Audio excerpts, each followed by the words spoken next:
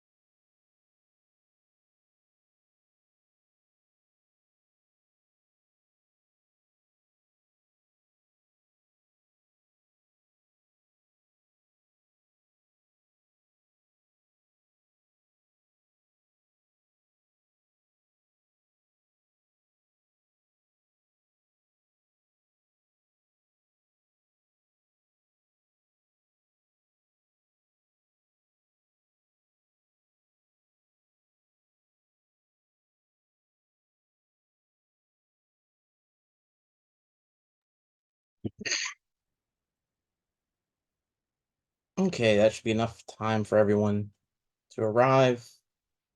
So we can go ahead and get started here.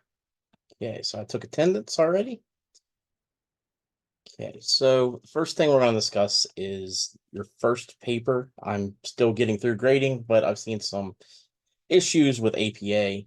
So I thought we would take the first part of today and go over a lot of APA issues and things like that. So what I'm going to do is we'll close out of the whiteboard and I will go ahead and open up my screen and we'll look at the sample paper and we'll go from there, and then we'll watch some videos. The videos have already been uploaded to the drive, so you can watch them at any time. But we need to go over this stuff. I want to make sure that you guys understand what's expected of you. Some minor details that might get confusing, stuff like that. My paper that we use as a sample isn't perfect, but it's good for formatting to look through, try to look at stuff, try to figure out, what's wrong. I do a couple things a little off, but I think we should go through and see some things. Okay, so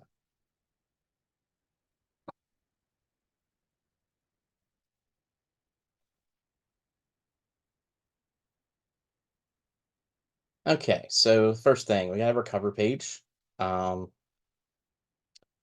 So it should look similar to this. Have your title, your name. This will be Westcliff University, LDR 500, Professor Kane, and the date. Okay, so simple enough to start off with that. Any combination, as long as you have your, you don't necessarily need to have my name or even a date in some aspects, but just make sure you got most of this. Okay. So go down to the first page. Okay, so your paper should start with the title. Student papers don't have backgrounds or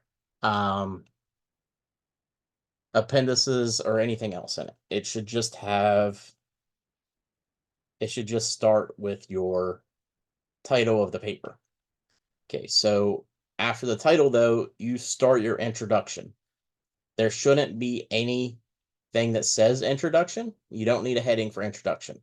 Introduction just starts after your title. Okay. Next thing is make sure your paragraphs are indented, so tabbed over. Let's see.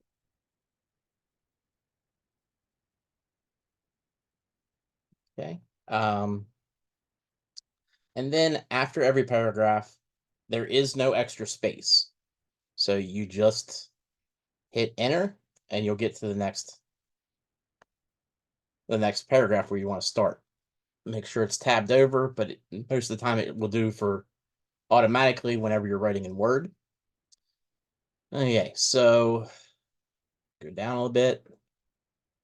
Okay, so the next thing is when you do your next heading, your next section, it's still a level 1 heading, the same as your title. Okay, so if you have Word, a lot of times it's already set up properly. So you can just actually come up here and make it a heading 1. So heading 1s should be centered and bold. And then it starts the next paragraph directly after that, indented, the same as anything else. Okay. And that continues on with the rest of the paper. See, and there's spacing. And then indented. Okay. So the next thing, see, same thing here. Have your titles as level 1s. I'm not sure if I have any level 2 headings in this. I think I do. At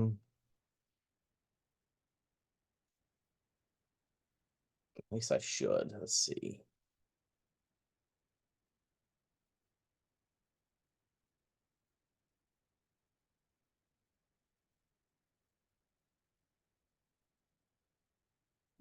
Okay, I guess I don't. All right, so if you do a level 2 heading, though, let's say I wanted to put in a separate section for monitoring, you would come down, and your level 2 heading would be to the left,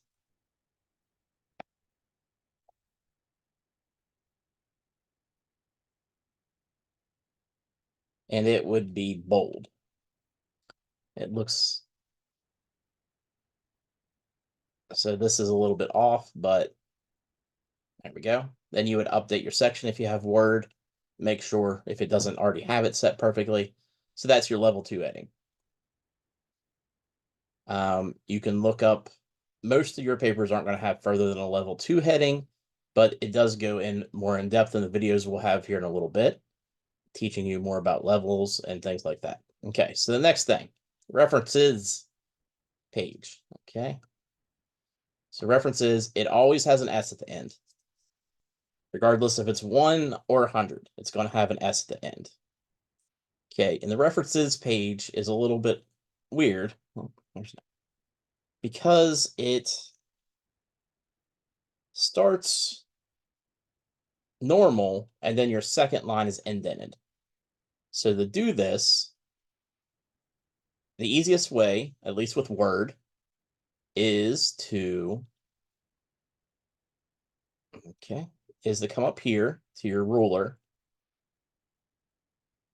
and then you would want to make sure that these bottom two are a half an inch off.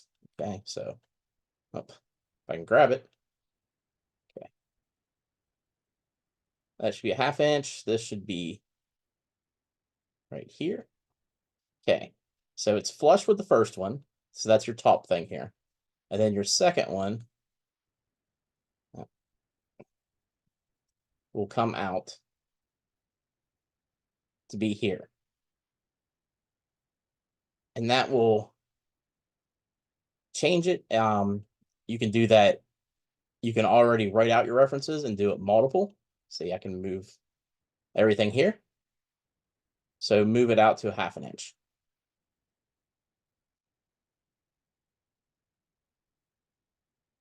So, okay.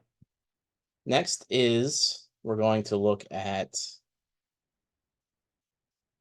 in-text references. You must have references in text, and they also must match your references down here. So you need to list, first should be, if you have an author, it should be listed by the authors. And make sure you list them by the authors. If it lists one, make sure that it doesn't list one if you go on to listing it by title, which is your next thing. So authors also can be replaced sometimes. And if you have a government citation, you can cite it as the government body.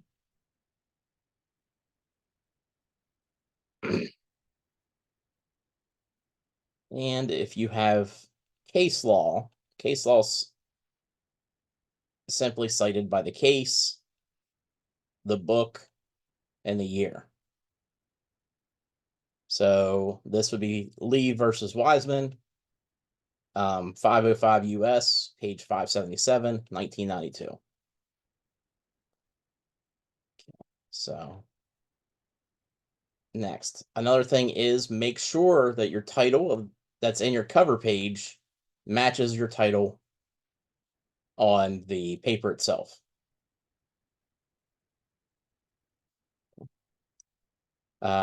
Page numbers, it starts at 1 on your cover page. Make sure that you have all of your pages. APA 6th, I believe, didn't have a number on the cover page, but it had it of subsequent pages, but that's changed. You now have your first page number on page 1, which is your cover page. Also, student papers do not have running heads, so there shouldn't be anything else in the top of your paper. Professional papers do have running headers, but we're writing as a student right now, so it does not have running headers. Okay, next is your in-text citations. So here we have the CDC, which we saw, Center for Disease Control. If it's a well-known acronym, you can use it, and then comma, and then the year. When you do an author, here's another acronym, more acronyms. Okay, well, here's an author, so herb, and then you would put a comma and then the year. If there's multiple, you can list it by, if you have the different months, you can list it. If you have, or you can list it by the name and then the year and then the title. But name and year is usually good enough. Okay. Next, if you are writing something and you want to mention the name of the author in your sentence, you change up how you actually do this. You'll have, instead of listing it at the end of the sentence, you can list it in the middle. So here I cited Nancy Reagan and from a speech in 1986. And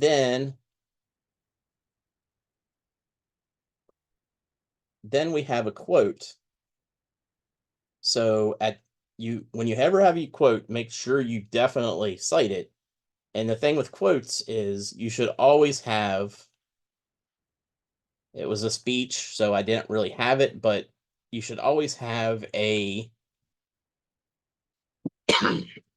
should always have the page number, paragraph number, or so forth.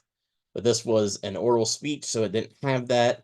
I guess I could have put the minute marker within the speech. If you do any legal stuff, here's the West Virginia Code, so you'd have to cite it somewhere like that, or however your codes wrote. Okay. If you have more than one author, you put the ampersand if it's 2, or if it's 3, you would put a comma between the names.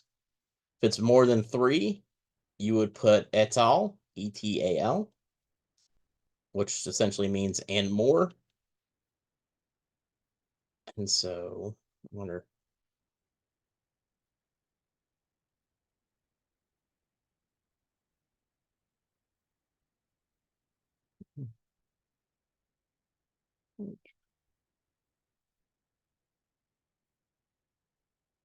Okay, so here we have it. Et al. So this one had multiple authors.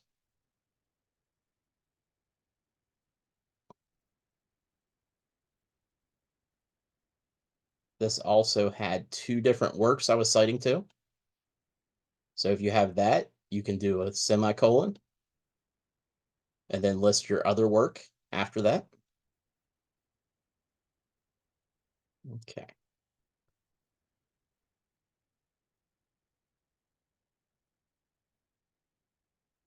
Okay, so far, does anybody have any questions?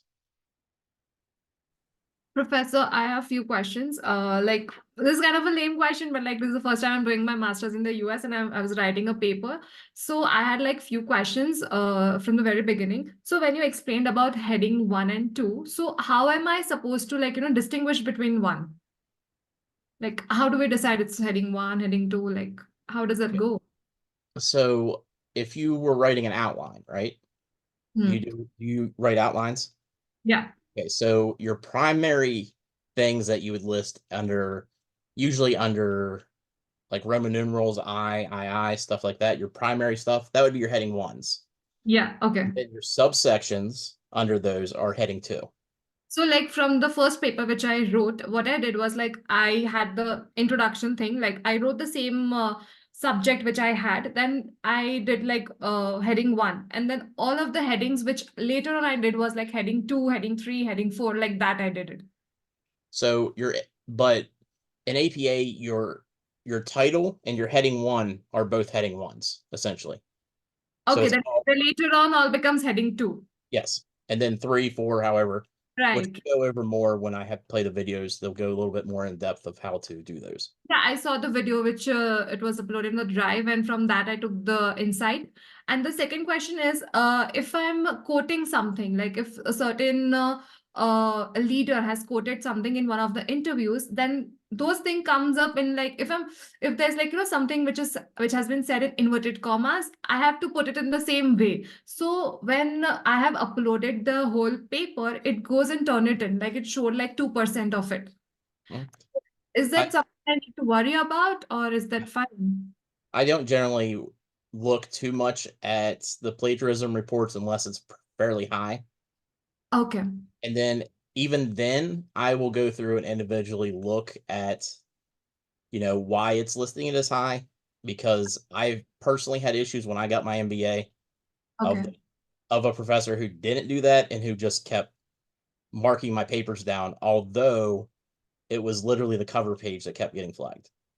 Okay. Yeah, that happened with me as well in the first paper. But yeah, I was just worried about the quotes thing. Like, obviously, if someone has said something, some author or some leader has said something in an interview, I cannot like unquote it. Like, I cannot mold it Yeah. in my own words and put it up. Yeah. So I just wanted to know if that's a problem or not. Yeah. As long as it's not a majority of your paper or, like a high percentage of your paper that you're quoting directly, Uh, and, then that's fine. If you start quoting directly too much, though, you need to start working on rewording it into your own words. okay, perfect. Thank Okay. you. Professor, I have a question, another Yes. question. The ending, should I do the ending when I move to next idea or when I just move to the next paragraph? What do you mean?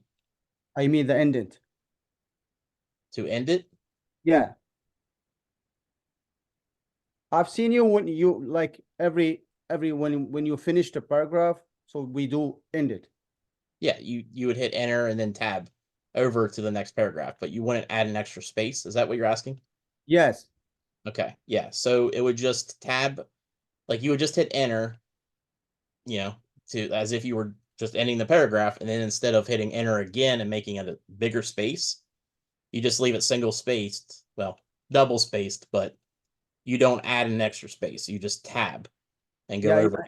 Yeah, I know. I did that when I moved to the next like paragraph. For example, when I finished the first question, when I move to the second one, I do end it. So it's not in the same paragraph. I didn't use it in the same paragraph. Your same section. So when you start a new section, Yeah. yeah. I used to do that as well. I don't see it as a huge issue, but you're supposed to not have extra space in between sections either. So you would just hit enter and then create your next heading, and then hit enter again and then start your paragraph as normal. Okay. Okay. Okay. Thank you, Bruce. Anybody else? Okay. So something else I just remembered I should show you all. Share my screen again before we get to the videos. So in Word, there's also equivalents in Google Docs, but I am not as well versed in it. So you'll have to check it out. But in Word, so here, I did not do this right. Okay, you see how there's extra spaces here? So what you're actually supposed to do for your references page is you would come up here, insert, and then I'll have to find it, page break, and it will automatically put your references onto a new page. And then there's no extra spacing. Unless you make it like I just did. Okay. So it'll start right at the end of your last, and then it'll start a new page here. You can also do that with your cover page. So you're not just hitting enter until you get down. This is important because sometimes I've seen where it will, when you upload something, it will change it. And so it's important to remember to do this. So page break.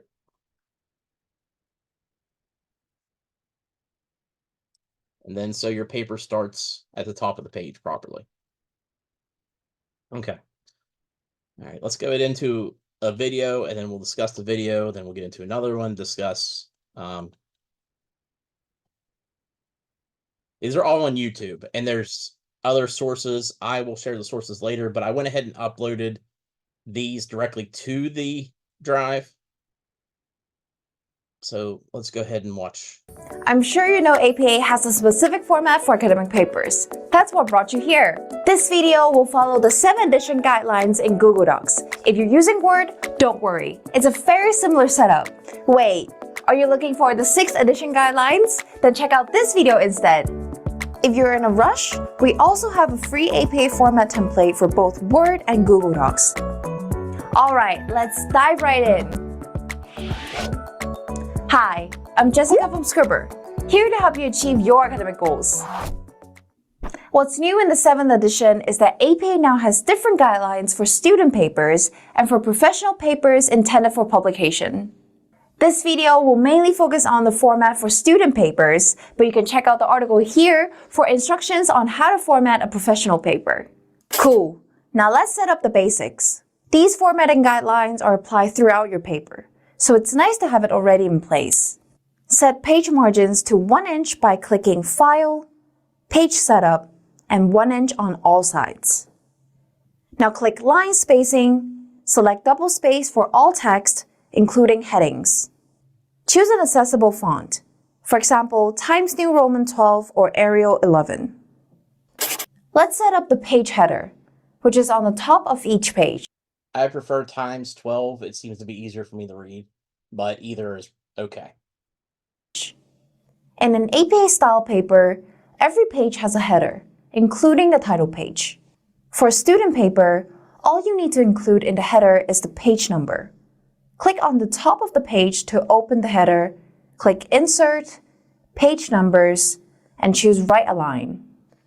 For a professional paper, you should also include a running head by entering the paper title in all caps, like this. But for now, we will focus on the student format. The first page of your paper is the title page. For student paper, include these elements on the title page, in this order. First, your paper title in bold. Then after a blank line, the author's name, your university and department name, course number and name, instructor name, and the due date of the assignment. All of the elements are center aligned with title case capitalization and around 3 to 4 enters down from the start of the page. Next is the abstract. This is a 150 to 250 word summary of your paper. An abstract is usually required in professional papers, but it's rare to include one in student papers except for theses and dissertations. More about writing the abstract in this video. Let's focus on the format. I would prefer you didn't write abstracts, but just put the information in the paper. Formatting. At the top of the page, write the section label Abstract in bold and centered. The contents of the abstract appear directly under the label. Unlike regular paragraphs, the first line is not indented. Abstracts are usually written as a single paragraph without headings or blank lines. At the bottom, indent the line and italicize the label keywords : followed by 3 to 5 relevant keywords in lowercase letters, unless they're proper nouns, and separated by commas. There's no period at the end. Moving on to body text. Make sure to indent the first sentence of a new paragraph by pulling the ruler half an inch. APA style headings are used to divide your paper into chapters and sections. Use title case capitalization for all your headings. Level 1 headings are for main sections, like methods or results. This heading is centered and bold. Now for subheadings, Level 2 is left aligned and bold. Level 3 is also left aligned, bold, and italicized. Indent Level 4, bold, and add a final period. The text then begins immediately after this period. Level 5 is the same as Level 4, but also in italics. Throughout the body text, remember to properly cite your sources with APA in-text citations. After your body section, but before any appendices, don't forget to include a reference page. Here you list all the sources you've cited in your paper. On a new page, center and bold the section label References. The reference entries are placed directly below the section label. You can easily create and save these references with the Scribr citation generator. Then all you have to do is copy and paste the entire list. It's already sorted in alphabetical order. Format the references with hanging indents like this. Pull the arrow on the ruler to 1/2 inch and the rectangle back to 0. We have a more in-depth video on formatting the reference page. Click here. That covers all the basics you need to know for APA paper formatting. We have an entire playlist that goes into more depth on the 7th edition of APA Style. You should watch it too. See you there!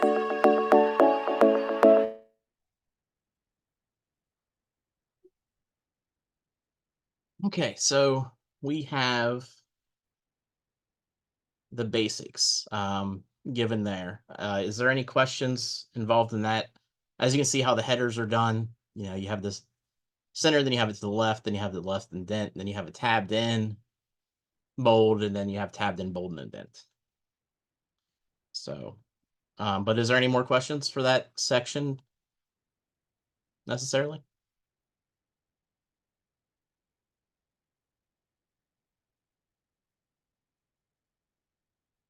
Okay. All right, next video.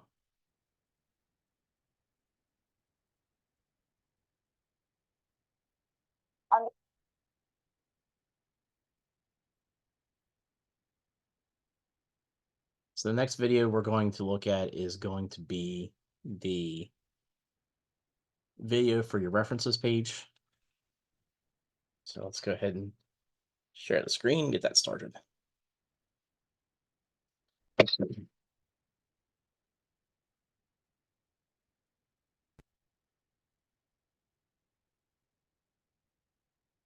The APA reference page, you list all the sources that you've cited in your paper. The list starts on a new page right after the body text.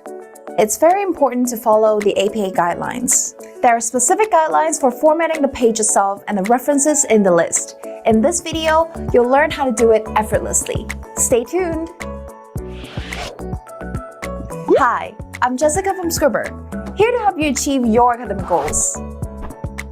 The reference page follows the general APA formatting guidelines. If you're not sure what they are, check out this video first. I'll quickly set it up now. Choose a legible and widely accessible font, like 12-point Times New Roman, 1-inch page margins, and double-line spacing. This is an example of a student paper, so we don't need to insert a running head, only a page number. Now, place the section heading References in bold and center it at the top of the page. Moving on to the references. There are different rules to create references for books, journal articles, websites, and more. There are 2 ways you can create your references, either manually or use a citation generator. I'll first show you how to do it easily with Scribr's free citation generator. Let's say I want to cite an article. Click on Journal, search the article by title, double-check the information,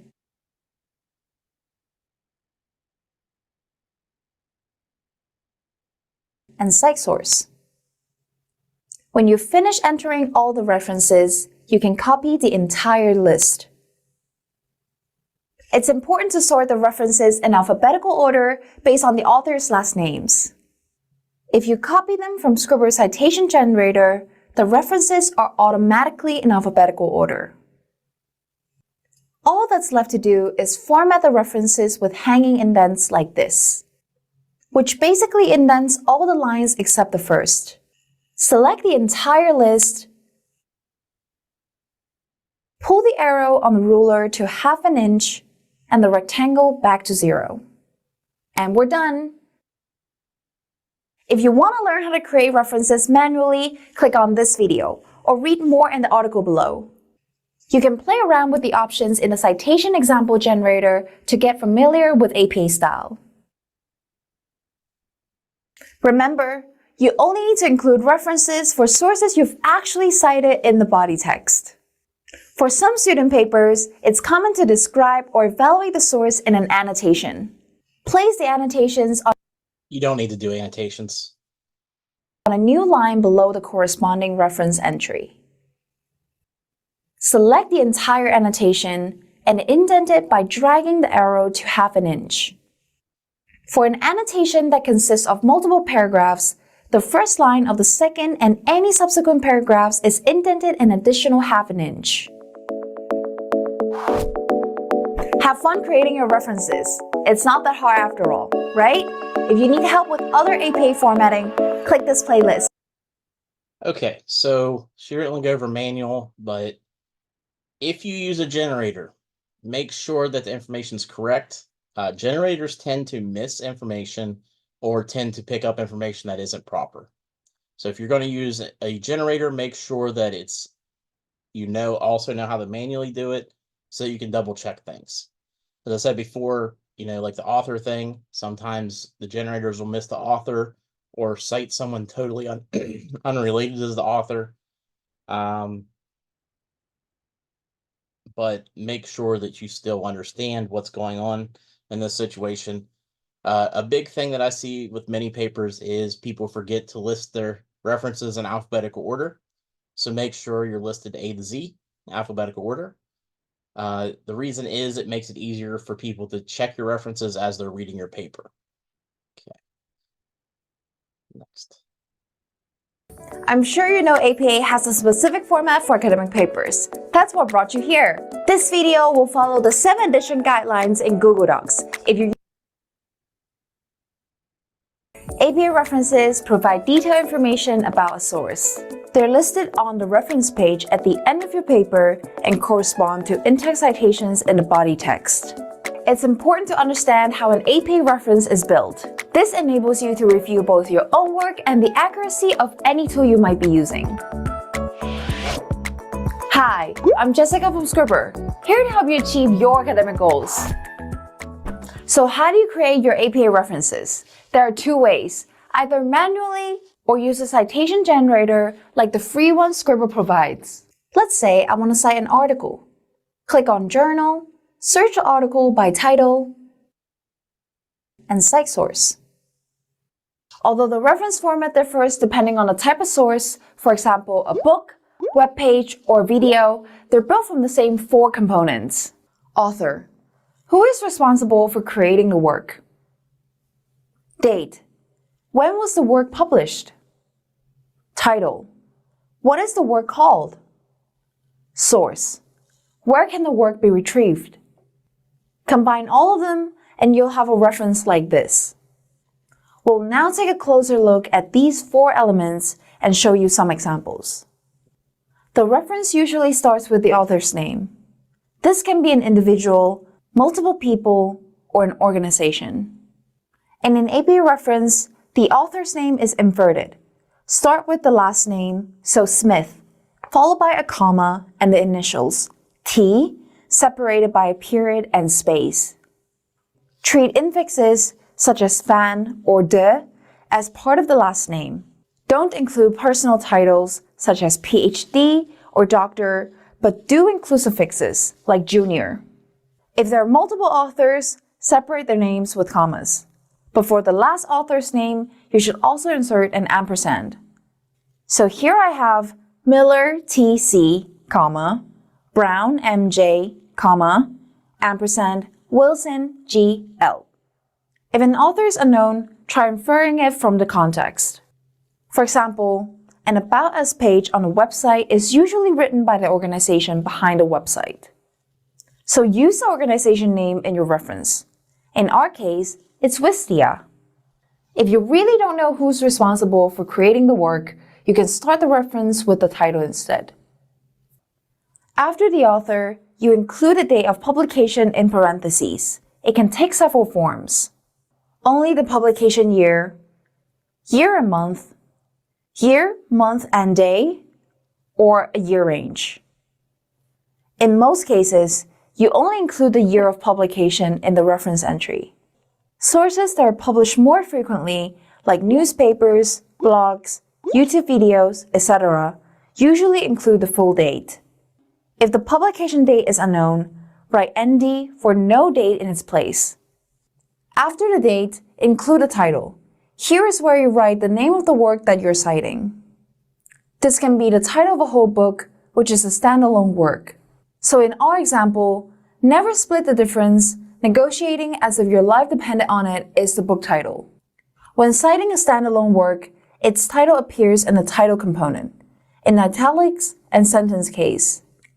You might also want to cite an article from a journal or a chapter from a book, so a work that is part of a greater whole. In this case, you need to include two titles.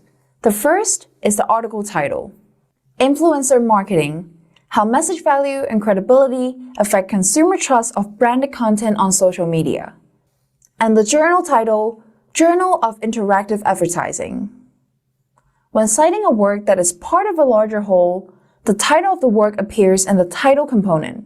Use sentence case capitalization with no styling.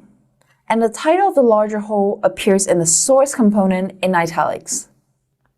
If a work does not have a title, like this painting from Van Gogh, provide a description of it in square brackets in place of the title. Well, it is a portrait of a woman. After the title, you give details of the source, which tells your reader where the work can be retrieved. When citing a standalone work, like a book or web page, you include the name of the publisher, database, platform, or website, whichever is relevant to your source, and a DOI or URL. So in our case, it's Sage Publications. When citing a work that is part of a greater whole, for example, an article in a journal, you include information about this greater whole, like its title, which is Journal of Interactive Advertising, relevant edition, volume or issue information, so volume 17, issue 2, relevant contributors like editors, the page range, which is page 138 to 149, and the publisher, as well as a DOI or URL linking to the work. Okay, let's take a look at all the components together. In Scribr Citation Example Generator, you can get a clear overview of a reference format. So for a journal article, you first have the author component, followed by the publication year, then the title, and finally the source, including the title of a greater whole, page range, publisher, and the DOI. For a book, similarly include the author, date, title, and source, including the edition and publisher. For a web page, also include the author, date, and title. For the source, you should include the website name and the URL. Now it's time to try doing it yourself. When in doubt, you can always double check with our AP example articles linked down below or use our AP citation generator.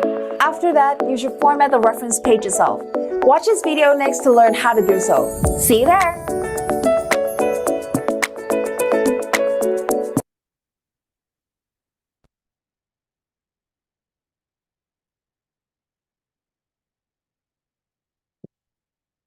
DOI is the website where you would get stuff from. You saw where she had listed DOI and stuff, so that's just the link where I could go and retrieve the information. So you would just list the link at the end after you do all of your formatting.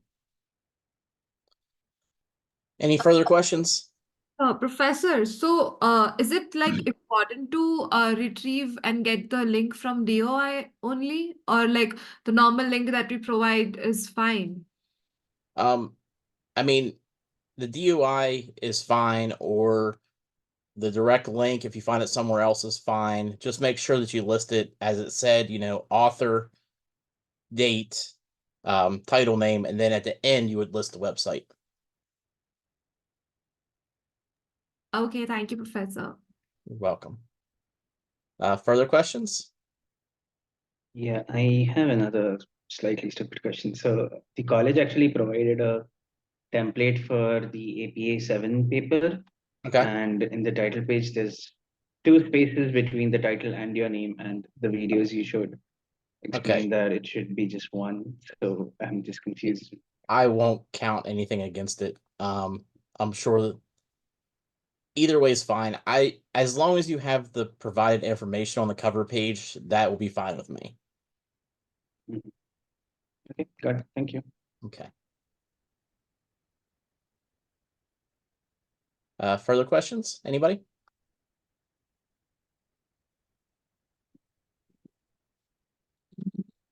The videos are already up on the drive.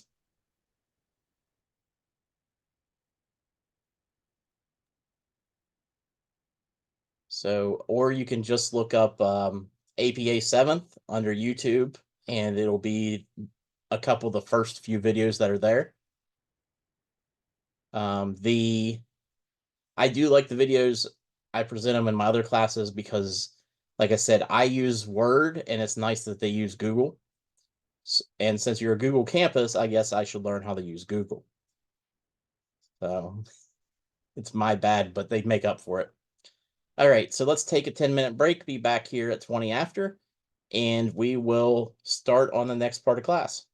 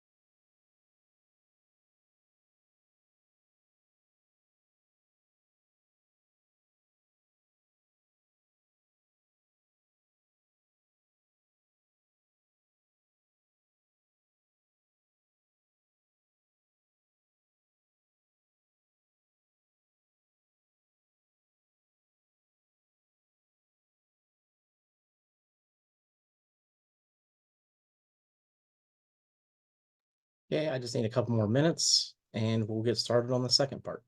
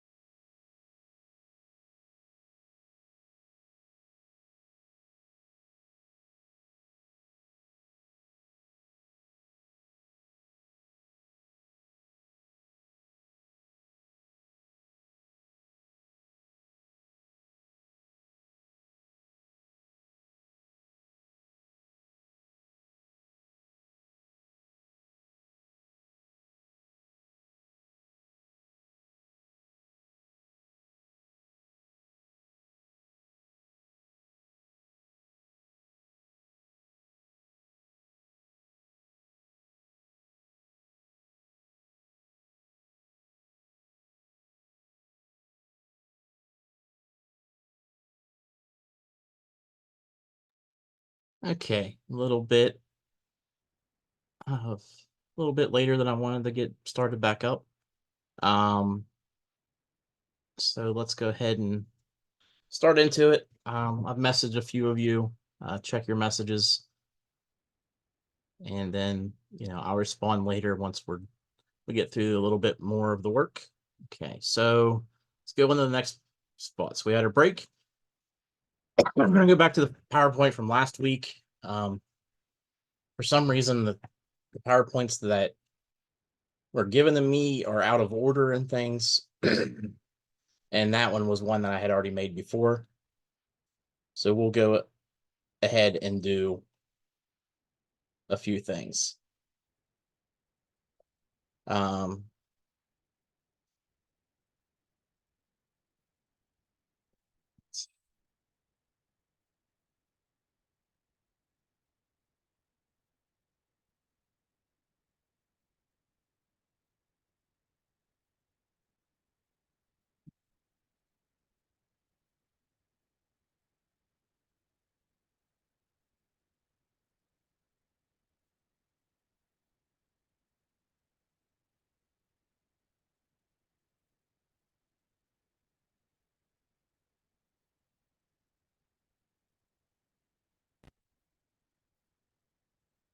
Okay, I'm going to share my screen here.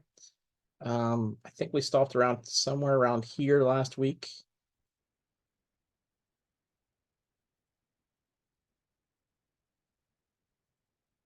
Okay. So let's start with this video. So what's the difference between a leader and a manager?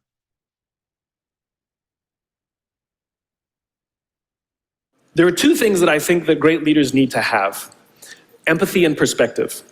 And I think these things are very often forgotten. Leaders are so often so concerned about their status or their position in an organization, they actually forget their real job. And the real job of a leader is not about being in charge, it's about taking care of those in our charge. And I don't think people realize this, and I don't think people train for this. When we're junior, our only responsibility is to be good at our jobs. That's all we really have to do. And some people actually go get advanced educations so that they can be really good at their jobs, accountants or whatever, right?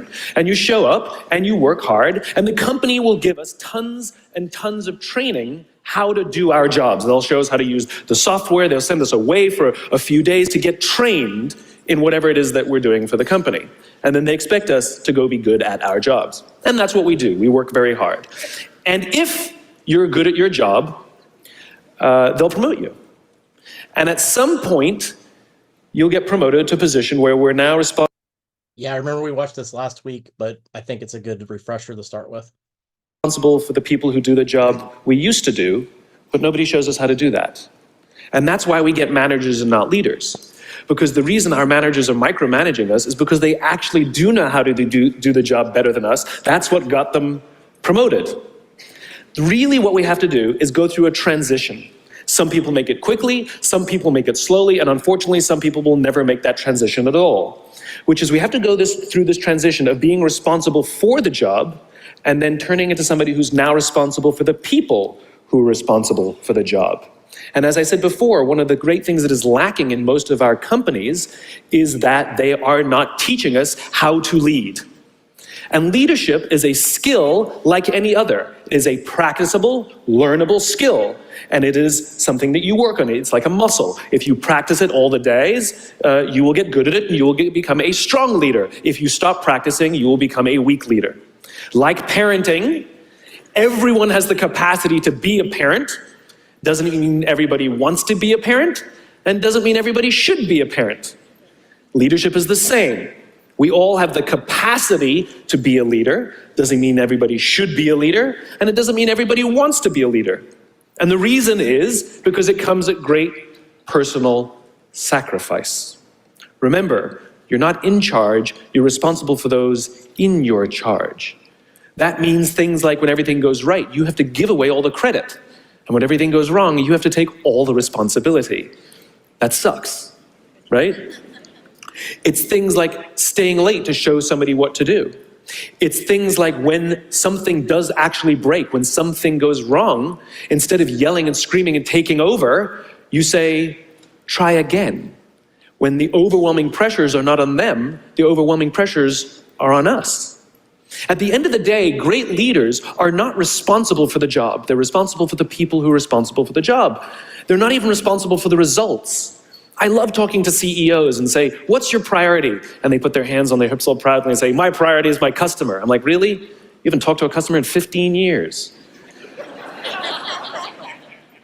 There's no CEO on the planet responsible for the customer. They're just not. They're responsible for the people who are responsible for the people who are responsible for the customer. Okay.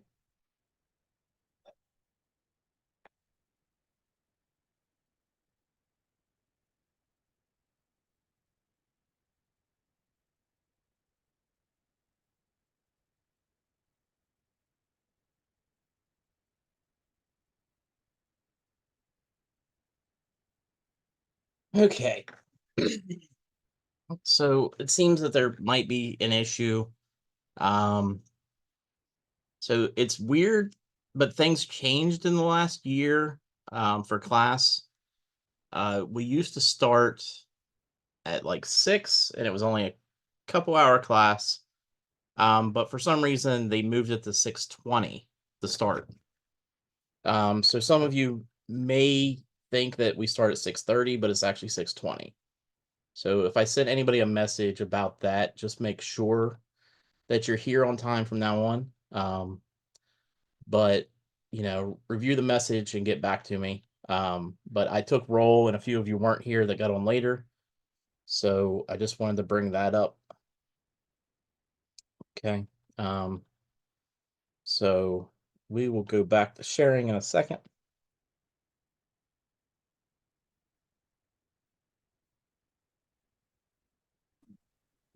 Professor, did you just say that class starts at 6:20, not 6:30? Yes. All right, thank you.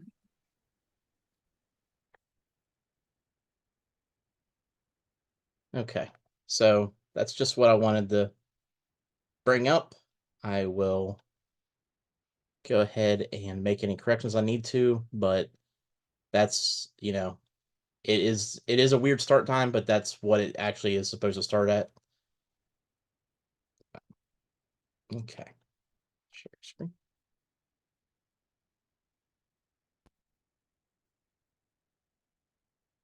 All right. Being forward-looking in times of rapid change. Okay, so what do you want to do as a leader? You want to read cutting-edge magazines, read articles and books about the futurists, identify themes. Essentially, you know, look at trends, look at things that are going on, you know, keep up to date with newer technology coming out, keep up to date with things in your sector or other sectors that might affect your sector. You know, if you are working in production and suddenly there's an issue with transportation, you might need to know that because you might need to ship things out in larger quantities or smaller quantities, depending on what the issues are. So your production will need to change.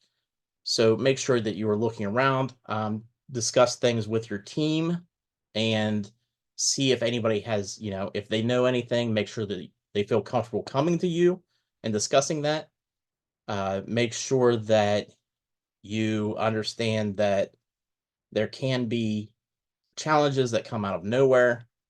And just, you know, maybe you have some very gifted people working for you that can see things that you don't. So always ask around and figure things out.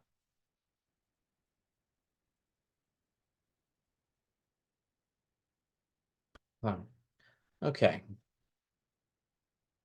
Being forward-looking, let's see. Bring a vision to life. Metaphors, examples, word pictures, theme songs, quotations, pictures, analogies, slogans, poetry, humor, and symbols.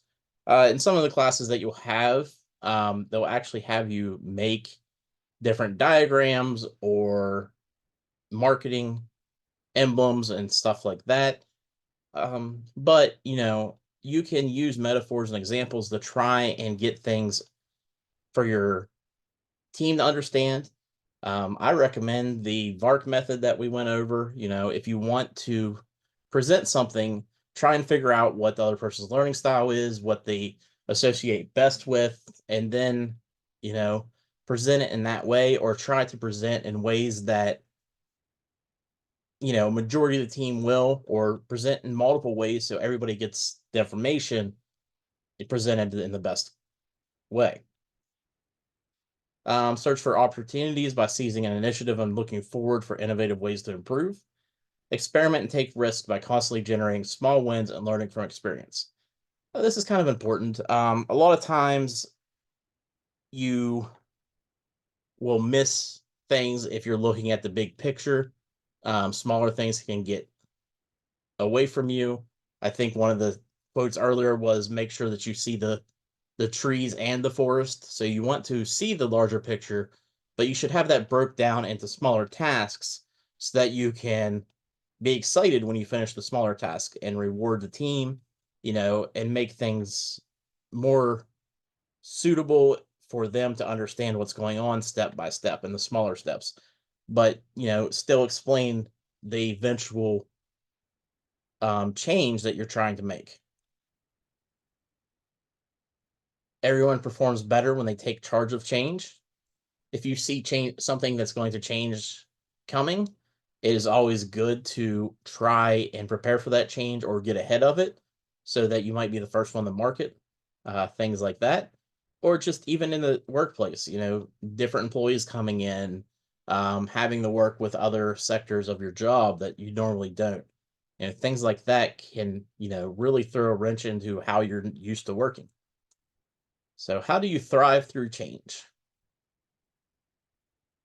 How can you be better at adapting to change at work? If there's anything that we learned in 2020, it's that adapting to change at work is a crucial career success skill. But how can you do better? And as we head into the next year, we are still going to be faced with adapting to change at work. So how can you be the best possible when it comes to adapting to change?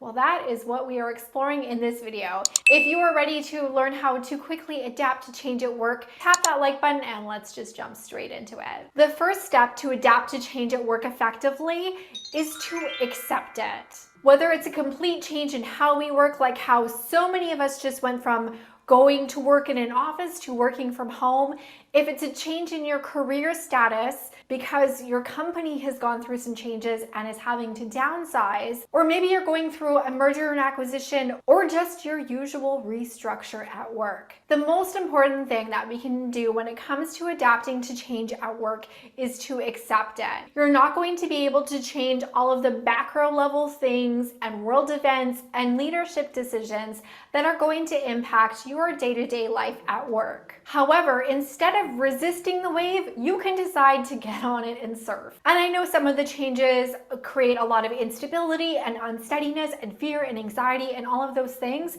but accept that the change is happening and control what you can control. And this actually leads me to my next tip to adapt to change at work, and that is to communicate. Especially when you are going through change at work, there is going to be a lot more questions than there were answers. This is exactly what I went through a few years ago when the company I worked for was acquired by the biggest SaaS company in the world, Salesforce. And I ended up first leading a team which combined teams from multiple companies, but then also integrating it into the core Salesforce business. And yeah, I had a lot of questions, and we were figuring out a lot of the answers along the way at every level of leadership. And the thing that I learned as we navigated all of the unknowns that we needed to that was that the best thing that I could do, both for my boss, for my team, and for my peers, was to communicate. The more open I was about what we were working on, the status of things, the goals, and the more clearly I understood what was going on around me, I was better able to navigate those changes and to help my team members navigate those changes as well. Even if you're not a manager and you don't need to worry about communicating with your team, you can still be a leader in adapting to change at work by making sure that you're keeping open communications with everyone around you. And this brings me to my third tip to adapting to change at work. And this is the most important one, especially if you were going through a major reorganization or a merger and acquisition. And if you focus on this one thing as you adapt to change at work, you're going to be okay. When you need to adapt to change at work, focus on the metrics that matter and do this unrelentlessly. No matter what change your company and the team is going through, there are going to be specific metrics that are non-negotiables. And as long as those are moving in a positive direction, you are going to be doing everything that you can to support your business and your team through the change that you're navigating through. And if you are navigating through an unstable time in your career as your company is doing this, this is going to net you the most positive result, either in job stability where you're at or making you really in demand for your dream job. And the metrics that matter typically come down to the dollars and cents. Going back to when I was leading the team through the merger, I knew the best thing that I can do for myself and for my team was to focus on growing our team's revenue. We were a profit center, and I knew that if we had high margins, that my team would be safe and that the business would want to make sure that the team was sustained. And all of my team members were absolutely instrumental in doing this because they were focusing on those same metrics that mattered. So while you're adapting to change at work, I want you to think about what metric can I really focus on? If you're in sales, it's your quota, it's new revenue. If you're in customer success or account management, it's going to be on revenue retention. If you're in support, it's going to be client satisfaction. Focusing on that metric is going to give you guidance when everything else is completely ambiguous. And this is actually something that can even help guide you to implement the fourth tip that I have to adapt to change at work, and that is to find ways to make an impact. Going back to all of those questions that don't have answers, if you know your wheelhouse, you know your expertise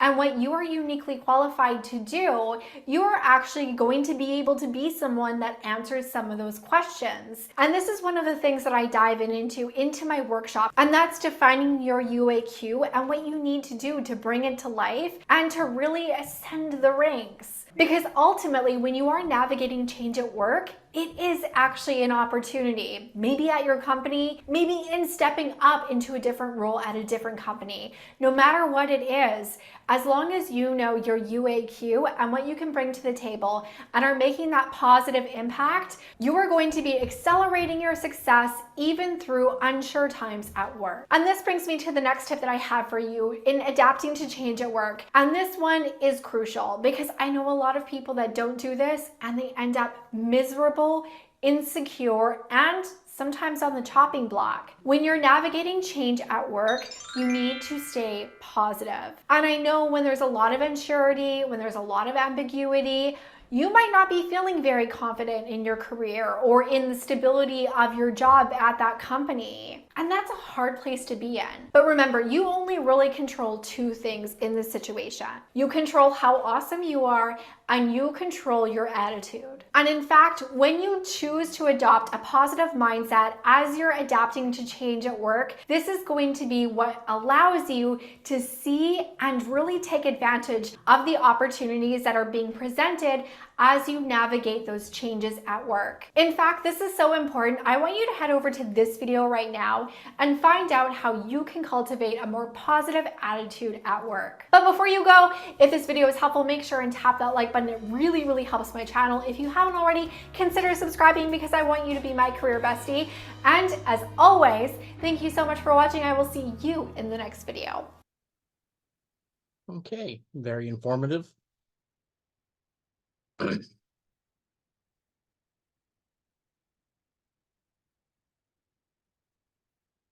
Okay.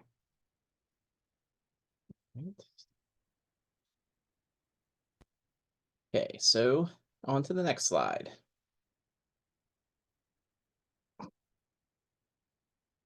Look outside your experience. Promote external and internal communications. So make sure everybody's talking to everybody and to the people that need to, and that they understand it. Sorry, the kitty needed some attention, so he's gonna meow a little bit. Look out for good ideas. Treat every job as an adventure. Okay, so one thing, look out for good ideas. True or not, there is a interesting story about the guy who made Flaming Hot Cheetos. The story goes that he was a janitor at one of the production locations. And he would take the non-flavored Cheetos home with him. And he would add his own spices to it from his family's recipes for things like tacos and other Mexican foods. And then he started bringing it to work, and it became a big hit. So much so that they decided to create it and actually promoted him. He wound up all the way up as being a VP, I believe, in Pepsi. So, you know, it's a very good story.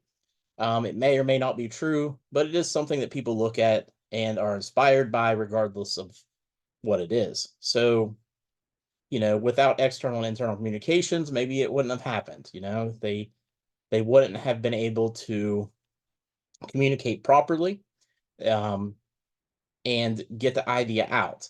And, you know, if you're not looking out for those good ideas, you know, people might have overlooked it and the product may have never come to market. Okay.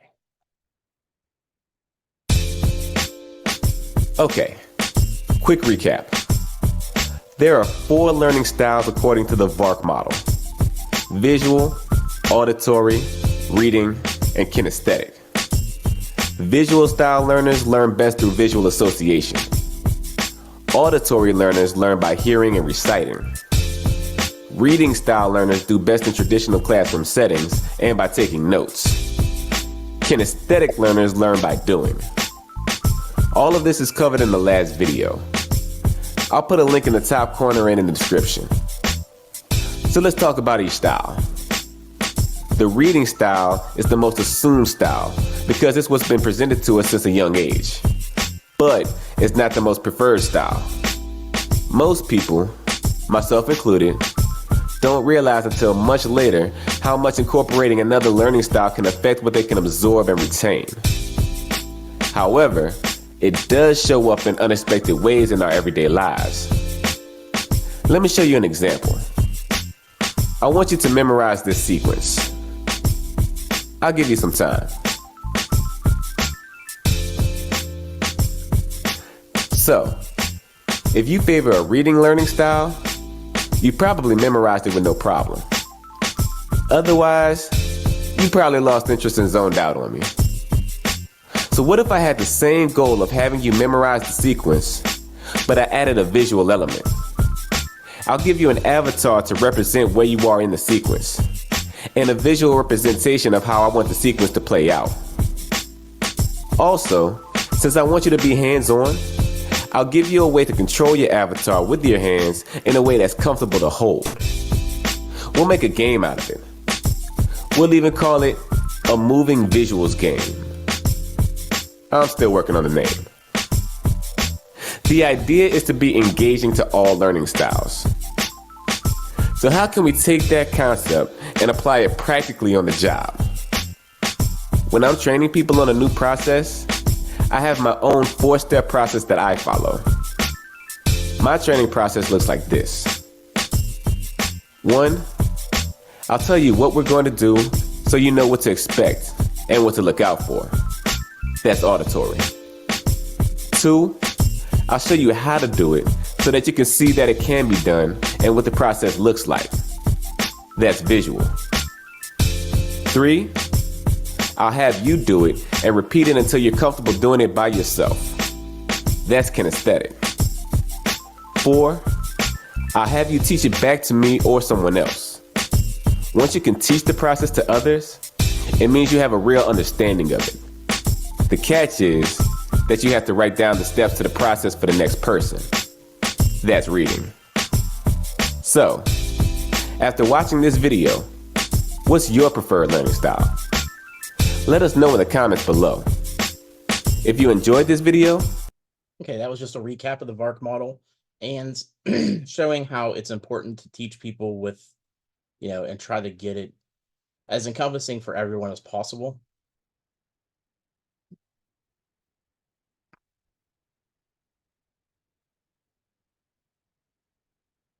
This one's a bit longer, but it talks more about leadership and looking at the past, looking at the future, things along those lines.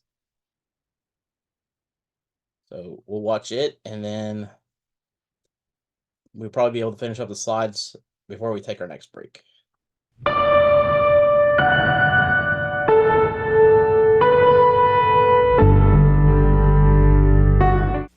So as far back as we go in recorded human history, all the way to the epics written by Homer, the Odyssey, where Odysseus leaves his son Telemachus with his companion Mentor while he's off on his adventures, all the way to a long, long time ago in a galaxy far, far away. Mentorship has been a vital part of human stories and what it means to be human. Now, with that example, we're going to focus a little more on Yoda because I know nothing about ancient Greek literature at all. Yoda, why do we like Yoda? And this may be the wrong demographic for this, but is it because he makes for a funny meme? Obviously not. I would say that the reason we like Yoda is because he passed on what he learned. You see, Yoda in the story, if anyone here had a childhood, is a very wise being, is someone who came from lots of experience, and he passed that experience on to Luke Skywalker, and oftentimes we identify with Luke. The reason we like Yoda is because when other people saw Luke Skywalker outside of Yoda, people saw him as a young, destitute farmer in the desert, I guess farming sand, really doing nothing on the fast track to a life of mediocrity. The reason we like Yoda is because he saw Luke and he saw someone who was teachable, driven, and full of potential, and stepped into his life and showed him how to navigate the obstacles that were to come. The reason we like Yoda is the same reason we like Haymitch from the Hunger Games. You see, besides the clinical drunkenness, Haymitch was a great mentor to Katniss Everdeen. Where people saw a poor girl who had to hunt for her food, Haymitch saw someone who was teachable, determined, and full of potential, and showed her how to navigate the games. Because Haymitch has been there before, he's navigated these, he's seen what it takes to get to the other side successful. Not only successfully, but bonus points get through alive. But he didn't stop there, because what he saw in her was so much greater, he helped to turn her into an icon that helped to start a revolution that ended up changing the world. The reason we like Haymitch is the same reason we like Gandalf from Lord of the Rings. You see, where lots of people saw the hobbits as little half-sized people who ate too much, drank too much, smoked too much, slept too much, partied too much, and lived in little weird houses, Gandalf saw a group of people who were teachable, determined, and full of potential. Gandalf had fought the evil that was coming to face them before. Gandalf had been there. Gandalf knows how to get through that. And with the people that he saw potential in, he was able to pass that knowledge on to them so that they might do the same. And so you might be asking the same thing I was asking about a year ago when I was here. How do we get mentors? How do we find mentors like this? I'm not Katniss. I'm not Luke. I'm not Frodo. I'm not the main character in an epic story. How do I find a mentor? So I wanted to answer that question. And so what I did was, over the past year, I connected with people through LinkedIn, Facebook, phone, email, and actual mail in some cases, believe it or not, and called it my year of mentors, where no matter who the person was, no matter their title, their status, if they'd been on TV before or whatever, I wasn't going to let anything intimidate me. I was going to see what it took to connect with truly great people to learn great things. And you'll be surprised at a few of the people who were part of that. Mark Cuban, Bear Grylls, Greg Abbott, just down the road, Ellen, Morgan Freeman, and Robert Herjavec. He's on Shark Tank with Mark Cuban. I can never say his name right. Every single one of these people, as I reached out, did not respond. Not one time. Actually, that is until old Robbie here came in clutch for me and responded. It was not the response I was looking for. He said, stop the will you be my mentor emails and start being present to embrace the learning opportunities all around you. So I'd like to give myself 1 point for getting someone to respond. It wasn't exactly what I was looking for, but it was helpful because it helped me to determine what I needed to do, where I needed to look to find the mentors that I was looking for, the mentors who would connect with us. And as I collected data of who these people were, what industry they were in, what level of the industry, how long they've had experience there, how many tries it took me to get there, blah, blah, blah, blah, blah, this big Excel sheet full of data, I compressed it all into the next slide. And it may be a little advanced, it may be a lot to take in, so if you have questions, we're going to be outside, and I'd love for you to come and talk to me if you don't get it. So I'll try to go slow. This is the best place to look for a mentor. You don't want to sacrifice on expertise, but you don't want to be looking at the red carpet like I was. I was starting to feel down on myself because no one was responding, but I realized, thanks to Robert, that I was looking in the wrong spot. You see, when we reach out to people like Morgan Freeman, if we want to become an actor, we're reaching out to someone that thousands and thousands of other people are reaching out to. And there's other people around who are still have the same amount of expertise, but are far less popular. These people that I connected with in this little star area were still CEOs of Fortune 100 and even Fortune 10 companies. These are local founders of businesses here in Austin. These are actors, these are speakers, these are government officials, keynote speakers, really interesting people that I was still able to connect with. And because I started to see more people responding and connecting, I wanted to gather 2 bits of data. The first, how many times it took to reach out, or how many reaching out attempts it took to get someone to respond. I stopped gathering that data because A, it got hard and I'm not a scientist, and B, I realized it didn't matter because if you want a mentor, you should just keep asking. You should ask until someone says yes. Maybe not the same person, use your judgment. But you just keep asking. So I stopped gathering that bit of data, and I started to focus on this question alone. Has anyone outside of your direct reports at work asked you to be a mentor to them? The reason I ask this is because, we found out, A, what it takes to get a mentor, and that's just asking, being bold and asking until you get one. That's good. And now we need to find out how we keep a mentor. So in this blue section, the people who said yes, people do reach out to me and have asked me. I asked the follow-up question of what does it take to maintain that mentoring relationship?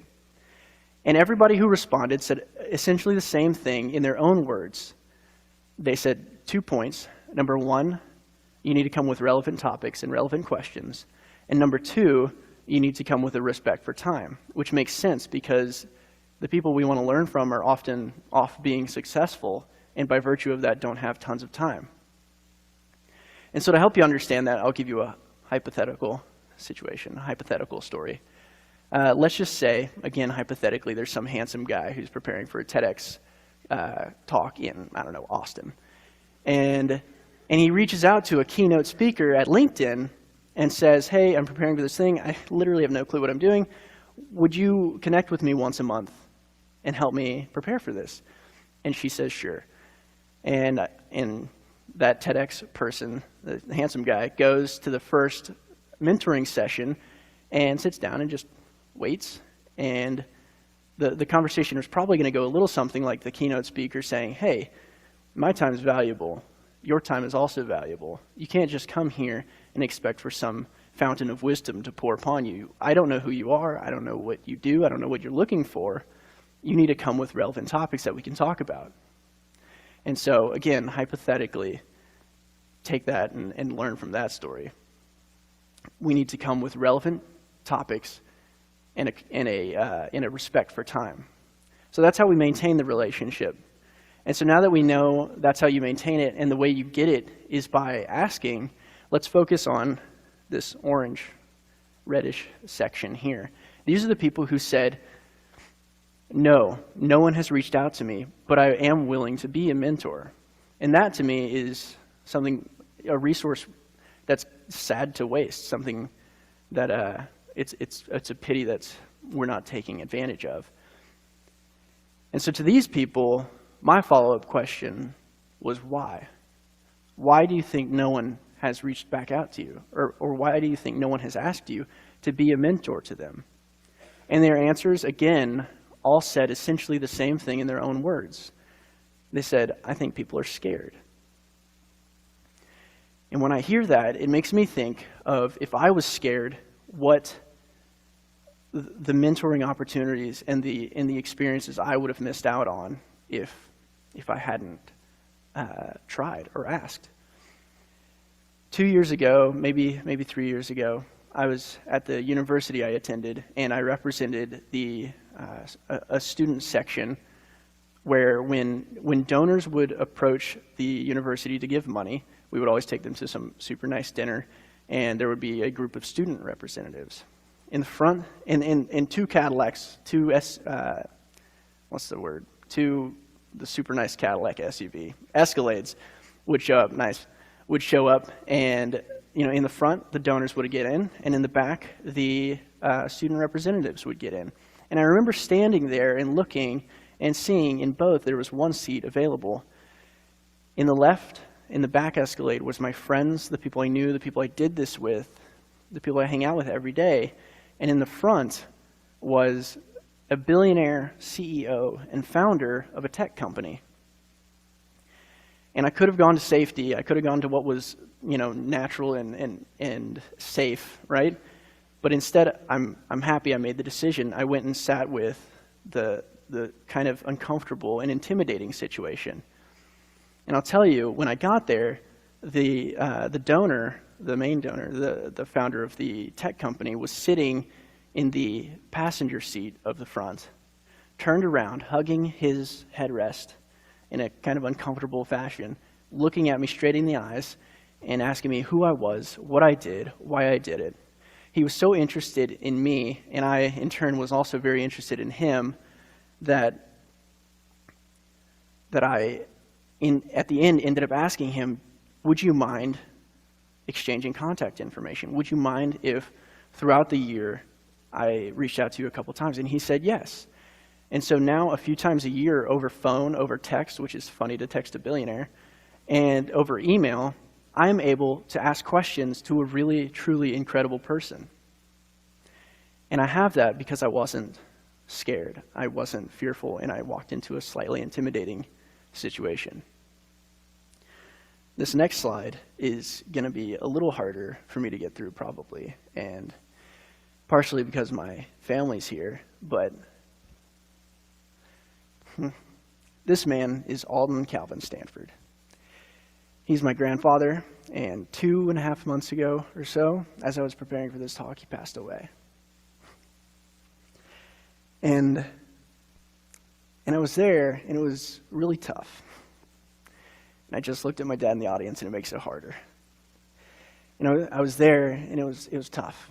But I know when it happened, though it was devastating, I had a sense of peace because I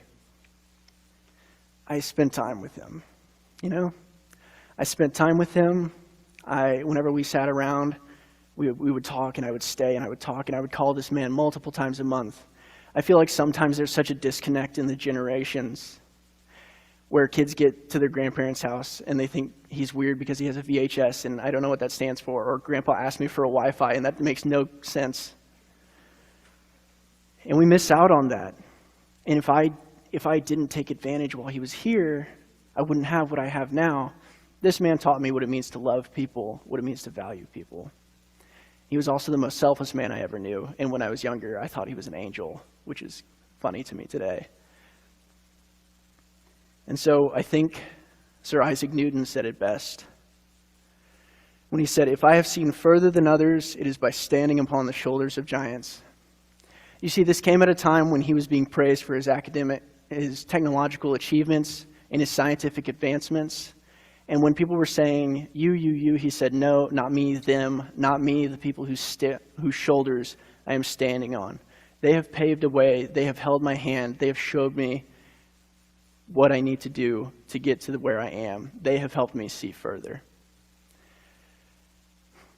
These two men that I've mentioned tonight are two examples of the many giants in my life.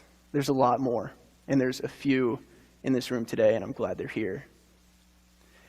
And so my challenge to everyone here, whatever you're going into, whatever age you are, be mindful of the opportunities to learn around you. Look for those giants and ask them if you can stand on their shoulders, because I promise when you do, you will see further.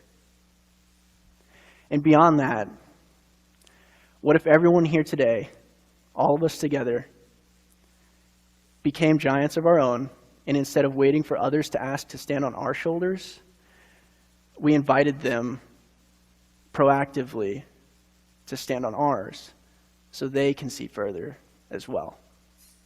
Thank you. Okay, so it was good. So that, if you want to be a leader, one thing you're going to have to do is discuss, what it means to be a leader and find someone who is a great leader and understand more from them. I can teach you everything in this book. I can teach you my knowledge, but depending on what field you're in, what you plan on doing with the rest of your life, your best thing is to find someone who is good at what you want to do and, kind of let them help guide you if possible. Leaders experiment and take risks, generate small wins, which we talked about, and learn from experience, which we talked about. Success does not breed success, it breeds failure. It is failure that breeds success.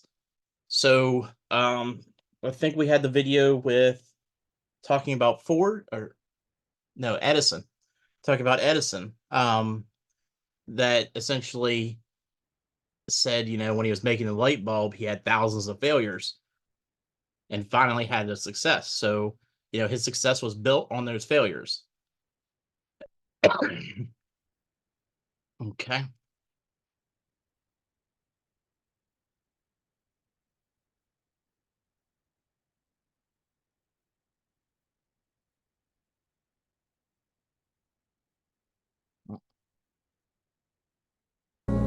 I succeed. 9,000 missed shots. 26 times I've been trusted to take the game-winning shot and missed. I've failed over and over and over again in my life. And that is why I succeed. 9,000 missed shots. Who has failed before? More than once? Who here does not like failing?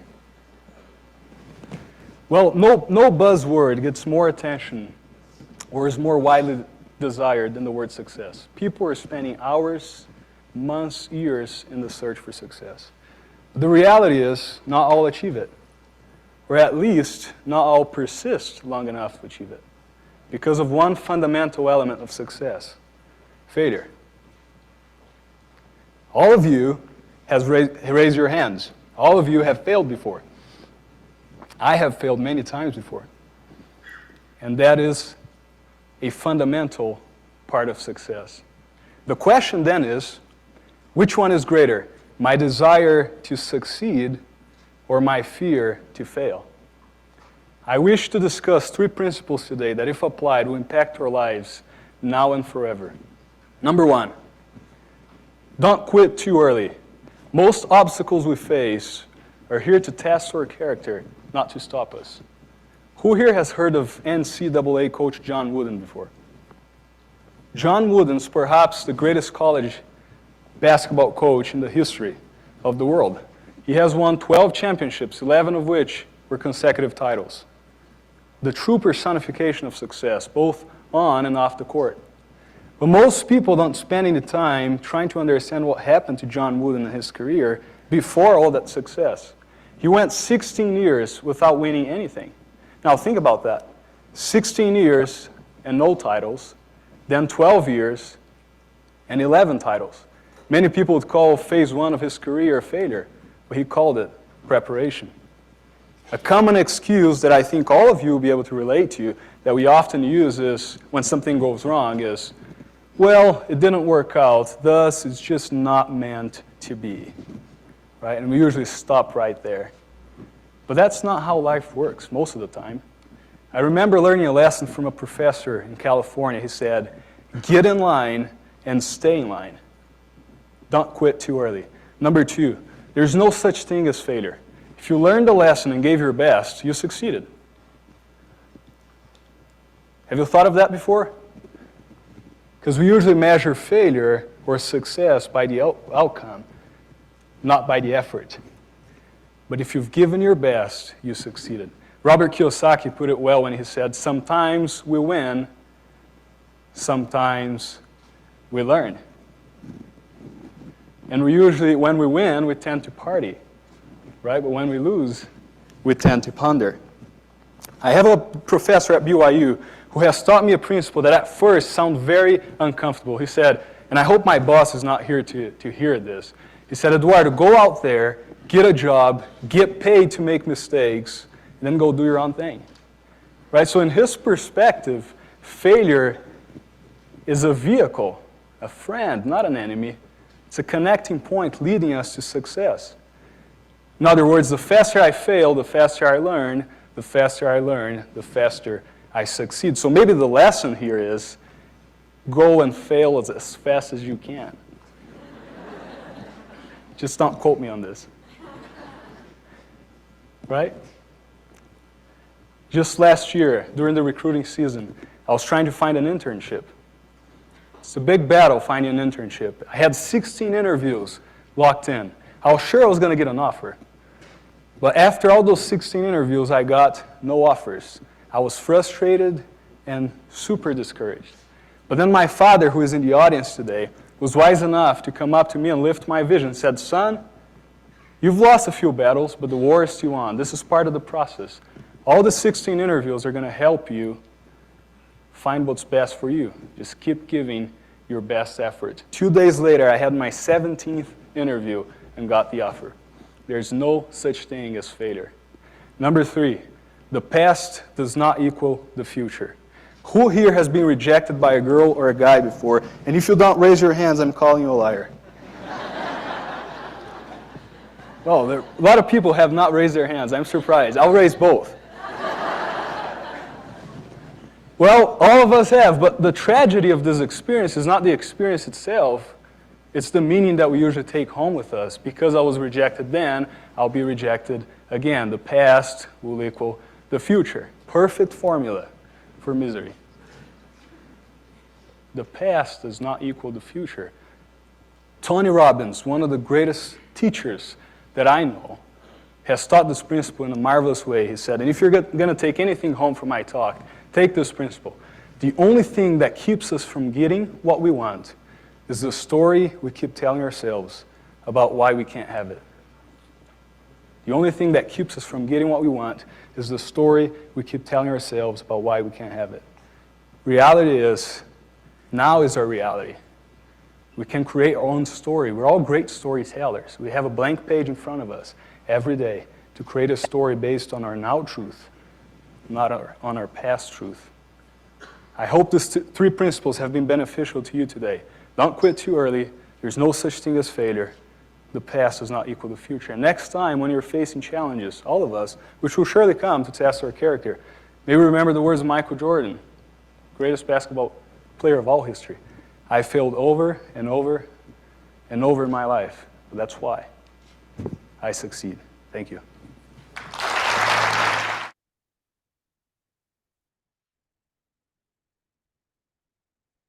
Okay, so,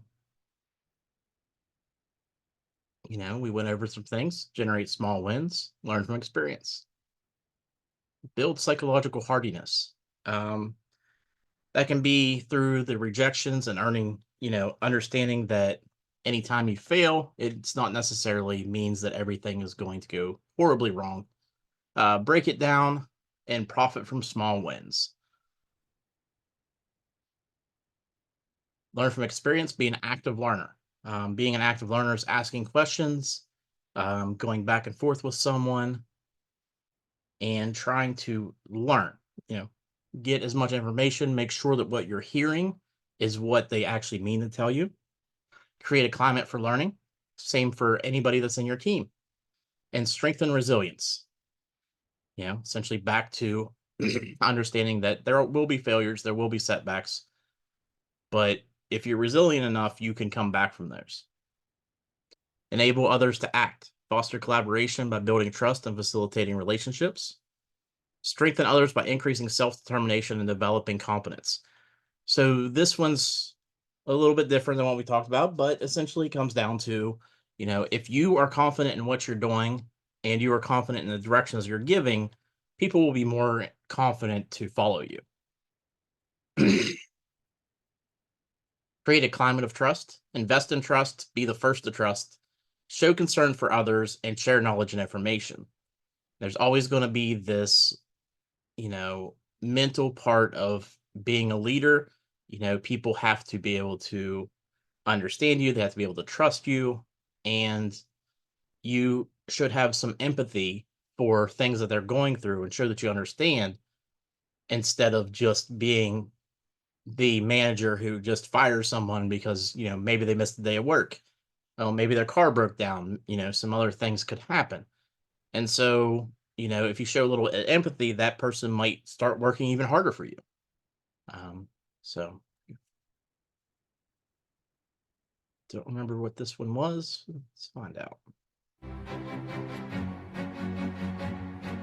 Okay, we already saw this one.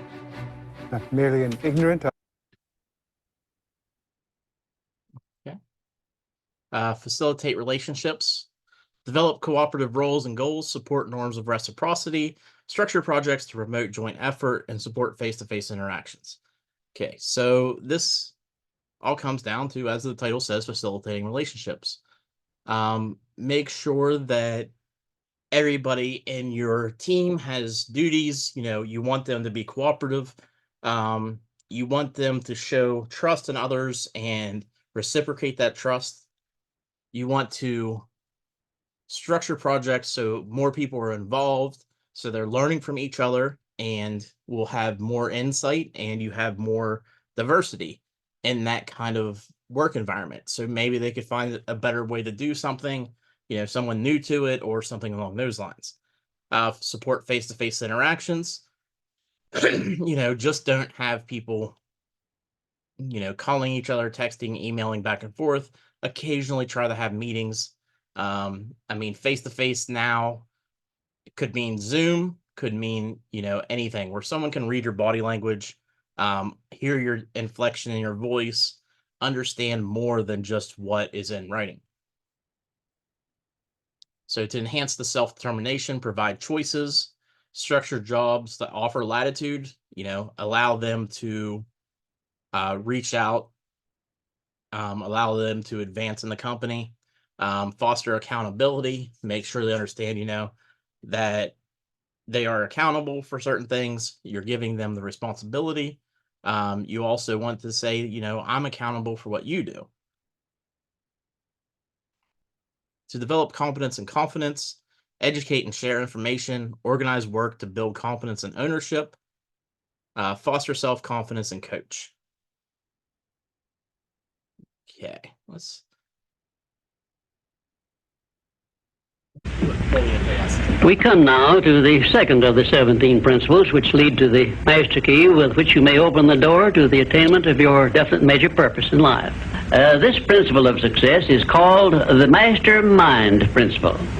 I want you to understand the nature of the mastermind principle because you must use it before you can take possession of the master key. An understandable definition of the mastermind is this. It consists of two or more people who work in perfect harmony for the attainment of a definite purpose.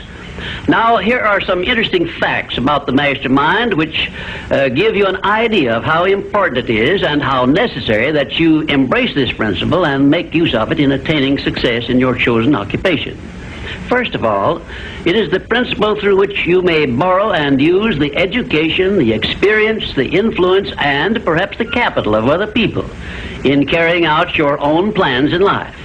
It is the principle through which you can accomplish in 1 year more than you could accomplish without it in a lifetime if you depended entirely upon your own efforts for success.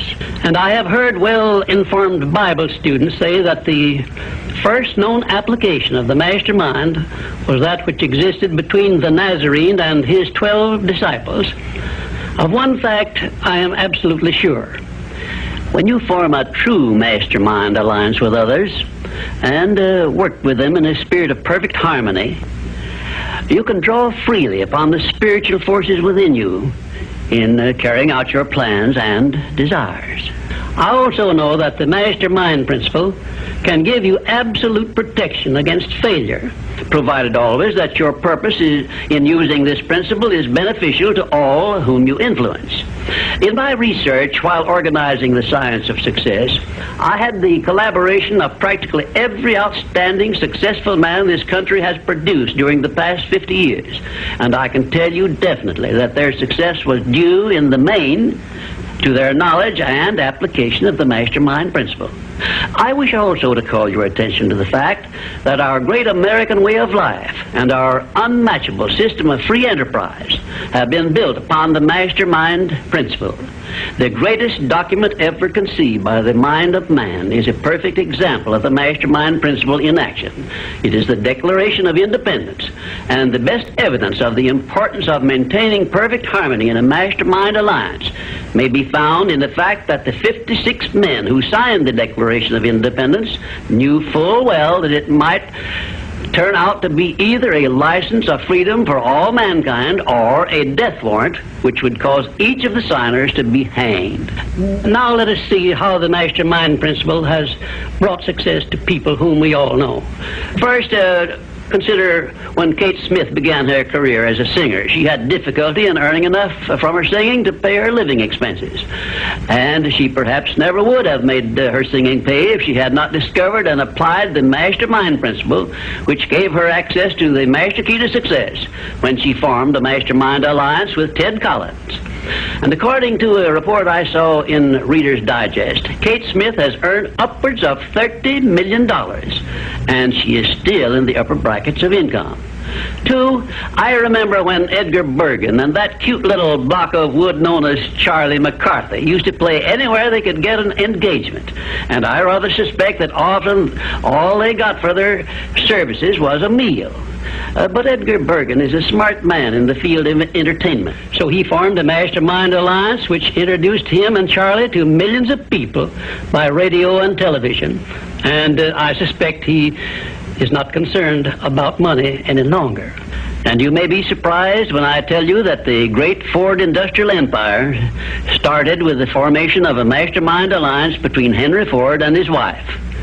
At the beginning of his career, Henry Ford was shy and lacking in self-confidence. It was Mrs. Ford who inspired Henry Ford with the faith and the courage to go ahead with the perfection of his horseless carriage. Although his relatives and neighbors generally tried to discourage him from wasting his time with the contraption, as they called it. 4, the Federation of States, known as the United States of America, is the richest and the most powerful nation civilization has yet produced. And the secret of our strength and riches consists in our form of government through which all our states function in a spirit of harmony based on the mastermind principle through a central federal government located at Washington. And now a word to you personally. If you work for a salary or wages, you have a marvelous opportunity to promote yourself into a higher income and a more responsible position by forming a mastermind alliance with your associate workers, including the management. In my next visit, I will give you further instructions on how to apply the mastermind principle so as to increase your own income and promote yourself to a higher position with the full cooperation of your management. Yes, that is correct. I will show you how to write your own price tag, fix your own wages, establish your own working hours, and give yourself financial independence. But right now, I want you to do 3 things before our next visit. First, decide definitely where you wish to be and what you wish to be doing during the next 3 years. And second, decide how much money you desire to be making and what you are going to do to earn it. And third, form a mastermind alliance with at least one person in your immediate family and at least one other person among those to whom you are selling your services. By taking these 3 steps, you will have gone a long way toward appropriating the great master key to success.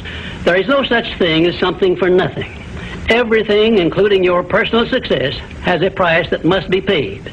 And the only price you are requested to pay for the present is the effort necessary to do 3 simple things that I have suggested. Now, before you begin to take the 3 steps I have suggested, there is one important fact I wish you to remember, and it is this. Control your mental attitude and make yourself friendly and agreeable with everyone with whom you are closely associated if you expect friendly cooperation in return. Indifference cannot create a mastermind alliance for you. A negative mental attitude can bring you nothing but failure. Remember always, you are where you are and what you are because of your mental attitude in which you relate yourself to other people. Remember also, your mental attitude is the one and the only thing over which you have complete control. Success is something which has to be planned, and success is something which has to be earned in advance. True, there is such a thing as luck, but just remember that luck is something you can create for yourself if you know the rules and follow them just as I give them to you. Remember, too, that success in the higher brackets of achievement is something that can be had only by taking others along with you. And the best definition of success, which I know, is this. Success is the knowledge with which to get whatever you want from life without violating the rights of others and by helping others to acquire it. There is a known formula for the attainment of success, and it is as definite and certain as are the rules of mathematics or the principles of science. My purpose in these visits is to bring you that formula in simple terms that you can understand and apply. But I can never give you that for which you are not ready. If you are ready to advance into the higher brackets of success, you will recognize this fact by your willingness to follow the simple instructions I shall give you as we go along. If Kate Smith had not been ready for success when she formed a mastermind alliance with Ted Collins, he couldn't have brought her success.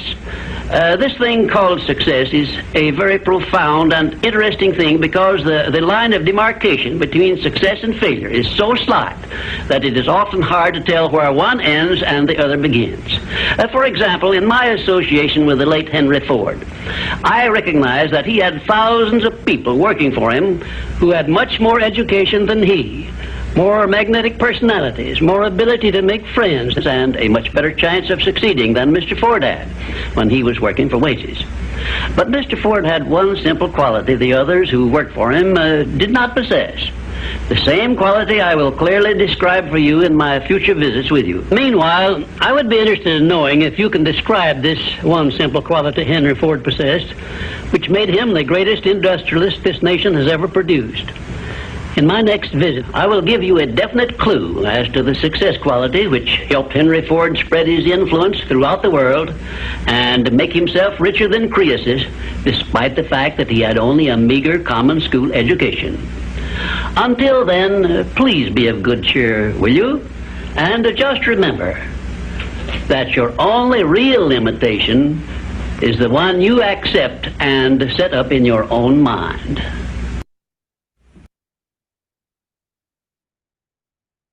Okay. So it's not explained well, but the mastermind is essentially the idea of working together for a common goal. So multiple people working together for a common goal. And so that's essentially what we've discussed for the whole, the last couple of weeks. And, it leads into this whole part, encourage the heart, recognize contributions by showing appreciation for individual excellence, celebrate the values and victories by creating a spirit of community. Again, you want to make sure that the people working for you, the people in your team understand that you're there for them and that you understand what, they're going through. Maybe, everybody has bad days. Try to, keep calm during those days and try to understand when other people. Yes. Okay. Expect the best. Have positive expectations. Show people you believe in them. Be clear about goals and roles, and give regular feedback. So one of my favorite animes is One Piece, and this is a cool little video about the main character in it, and if he's a good leader or not. Most people don't see it, But this is kind of an interesting way to look at things, so I like to play this video. Has Luffy grown as a leader over the course of the story? That is what I was originally planning on talking about in this video. And we will actually also answer this question later on. But while doing the research on Luffy's development as a leader of the Straw Hats, I very quickly became aware of a simple truth. Luffy is and always has been a great leader. Now this obviously does not mean that Luffy doesn't have any flaws or room for improvement in his role as a captain, and we will also discuss that towards the end of this video. But it much rather means that Luffy as a person fulfills a ton of requirements that make up a good leader. Leadership is an essential part of our world and therefore is often at the center of much attention and debate. At its core, a leader is simply the person holding the most power in a group or organization of people. Leadership by itself, therefore, is actually a very neutral term. As a result, you will probably not have a single person in mind when you hear the term leader. Rather, you will think of good leaders and evil leaders, of cruel leaders and kind leaders, of inspiring leaders and ineffective leaders, as well as many more. But why is it that we look up to some of these people while we dislike others? Why do we like some evil characters better than good ones? And what actually makes a great leader? Let's take a look. There are many elements and aspects that determine how leadership plays out, but in the end, it all comes down to the person itself. This combination of individual personality and power makes leadership a concept that fascinates us and that therefore plays a key role in many stories. One Piece is no exception for this. The One Piece world is filled with different kinds of organizations with different kind of ideologies. The different leaders of the Marines have different values and goals. The different pirate captains have individual leadership styles and ambitions. And every character became a leader under different circumstances and for different reasons. This is what makes it so incredibly fascinating for us to watch opposed groups clash with each other in the story. No two leaders are the same. In the context of One Piece, this diversity of leadership styles that Oda introduced is what manages to give the huge number of characters and groups in the world individual and memorable features and themes. Because at the bottom of it, every marine or pirate crew mirrors the leadership style of their captain. But while there are countless leaders in One Piece that might be worth talking about, today we will discuss the most important one of all, the leader of the Straw Hat Pirates, Monkey D. Luffy. As I have mentioned already, I like to argue that amid the criticism of Luffy's leadership style and character, he has actually always been a great leader with the potential to become even better. As a basis for this argument, I like to discuss the different characteristics and personality traits that are associated with good leadership and then compare them with Luffy's character. So let's start out with the 6 most commonly stated personality traits that can be found in great leaders. The first trait we're looking at here is honesty. Honesty is an important personality trait for leaders because it inspires trust and credibility within their followers. This again brings with it many positive factors when it comes to teamwork. As we all know, Luffy is an honest person through and through. He's more or less incapable of lying and probably has one of the worst poker faces in history. While this can sometimes come across as annoying or tactless in the story, it is the basis of why the crew trusts him so much and takes his words seriously. The second important leadership trait is a sense of humor. This not only makes the leader more likable, but also creates a friendly and positive atmosphere in the group.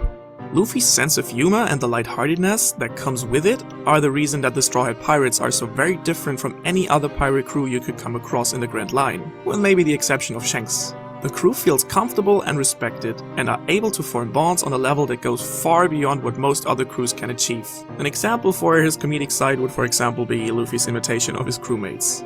Now next on we have confidence. While confidence is a great trait for a leader in many aspects, the most important one is inspiring motivation among the group. Luffy's confidence is pretty much beyond limits, and is a central part of his character. No matter how bad the situation, he's confident in his ability to overcome any hardship with his powers. Just look at the fight with Katakuri. Additionally, he's also very confident in the characters and powers of each and every one of his crewmates, which might be perceived as naive, but ends up creating even more trust and loyalty towards him. This could for example be seen with Sanji in Whole Cake Island or with Robin in the Enies Lobby Water 7 arc. Connected to the previous two, the 5th important leadership trait is having a positive attitude.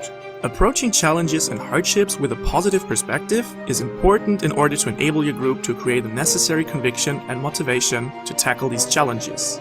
Luffy without a doubt shares also this personality trait, and that to an extent that he took on the plan to take down Kaido with a broad grin, while Law was clearly being more serious and pessimistic about it. Still, I think you could argue that without Luffy's positive attitude, the Straw Hats might never have made it to where they are now.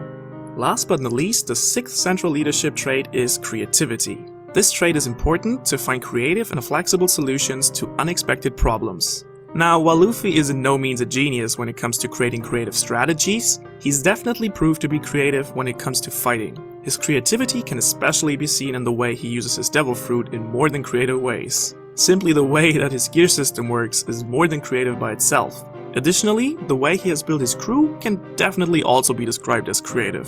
Now, just to make it clear, I have not made up any of these factors. I have taken them from up-to-date research on leadership, and yet Luffy shares all of these traits to a certain extent. I do not believe that this is a coincidence. I rather think that Oda constructed Luffy's character exactly in this manner to make him as likable and able as possible as the leader of the Straw Hat Pirates. To prove this even more, let's look at the 5 most important principles of a great leader and whether Luffy shares them as well. So the first principle we're going to look at is leading by example. In other words, it is important to be able to do yourself what you expect your followers to do for you. This is pretty much Luffy's supreme discipline. Luffy always goes heads in first into the fight. He does not expect his crew to do his job, but rather sees it as his duty to fight and bleed for them. A good example for this is his fight against Katakuri, that Luffy only starts and enters on his own to allow his crew to get away. The second principle is talk less, listen more. While many leaders think it is important to do all the talking and demonstrate skill, it is actually much better to involve the group into discussions and decisions. This is especially important to get people on your side and connect with you. In return, it shows your respect for the group members. As we know, Luffy is definitely not the super talkative guy. When it comes to making decisions or even to fighting, everyone in the crew can have their say in it. Tactics and tasks are decided together. This creates a sense of equality and respect in the Straw Hat crew. Next, it is important to not play any favorites. While this one should be quite obvious, in many groups in the One Piece world, certain people receive special treatment or status. Luffy, however, has never ever given any Straw Hat a different treatment than any of the others. This also strengthens his credibility and respect within the crew. The fourth principle we're looking at is being yourself. This one is once again very important for credibility and authenticity, which will strengthen the morale in the group. This principle is actually much more prominent in the One Piece world than in ours. While many leaders in our society definitely aren't themselves in a way, in the context of One Piece, only Buggy comes to mind when it comes to breaking this principle. Now, the last important leadership principle is taking responsibility for your actions. Now, in essence, this means 2 things: sharing success with the group and taking the blame when something goes wrong.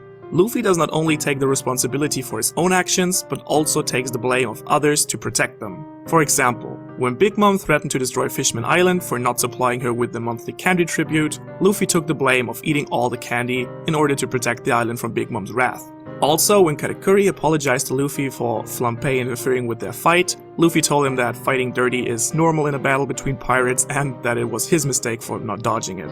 Now, what all this shows and what has become very clear in my mind is that Luffy actually fulfills all of these most important personality traits and principles that a great leader leads to succeed.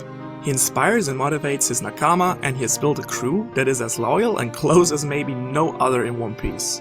So now, this leads me directly to the question of why so many people think that Luffy is not good enough a leader at this point in the story. And the only way I can rationalize this is that people have expectations towards Luffy that he simply cannot fulfill. What people seem to yearn for is a more badass leadership style from Luffy, and I often see the comparison with Law. Okay, so, just because someone doesn't have a standard leadership quality that we think of it basically off of a leader doesn't mean that they're not.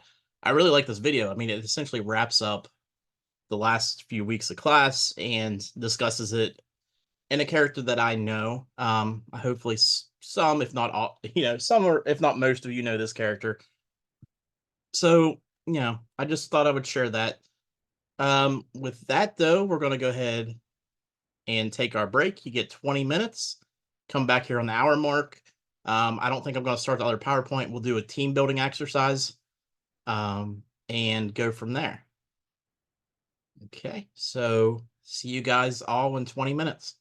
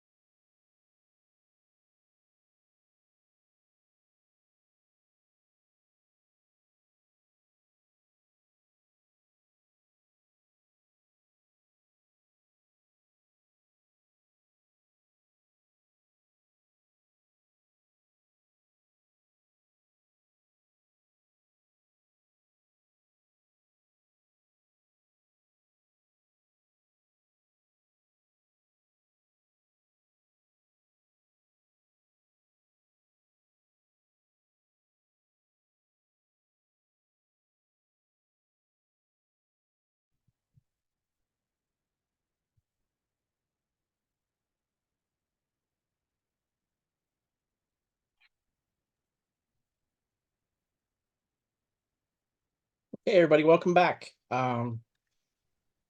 So I posted it up here. I'll post the link again in the chat and post it back up here. So we're gonna play a little game called Wiki Wars. I have had the information here.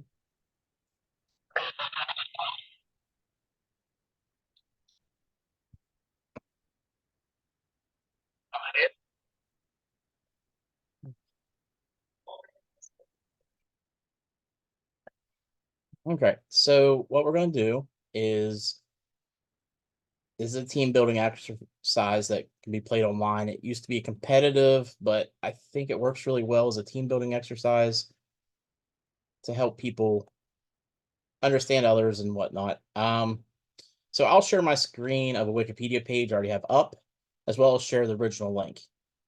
And you should be following along on your own screen so that others can see it. I will then call on individuals to get me from one page to another by only clicking on links in the article. Each person will give one link. They'll tell me what link to click on, and then we move on to the next person. This will build teamwork through sharing a same goal and trying to learn and anticipate the behaviors of others. So let's start off here. And let's go ahead and share my screen. And we'll start with the Wiki War stuff.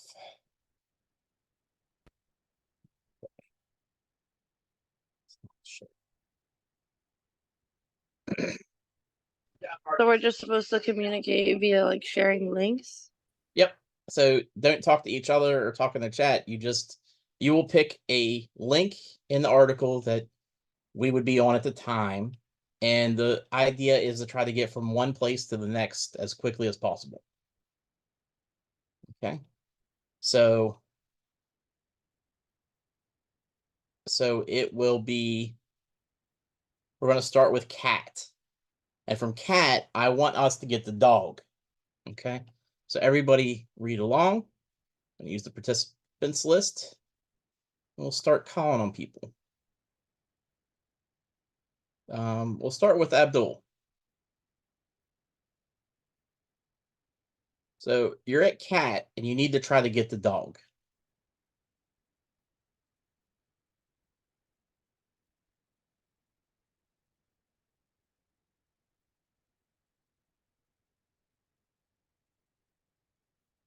Okay.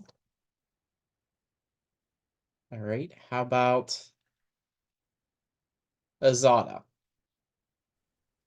Hello. I'm sorry, I didn't understand the thing.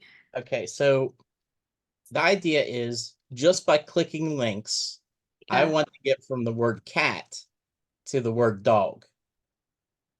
So look through the article and see if there's a word that you think could help us get to the word dog. I got it. Thanks. Okay. Okay. Domestic, does that count? Domesticated? It's domestic on the first line.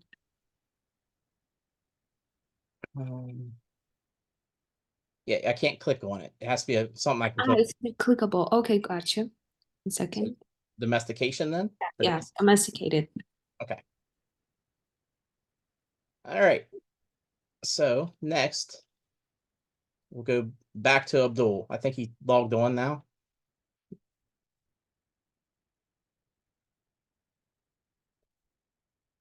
Abdul, can you hear me? Yes, sir. Okay.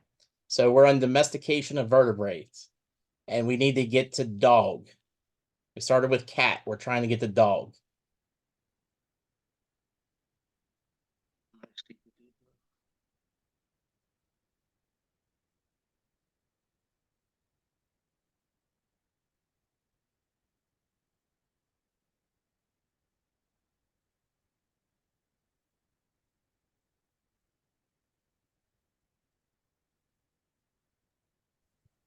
I think loyal.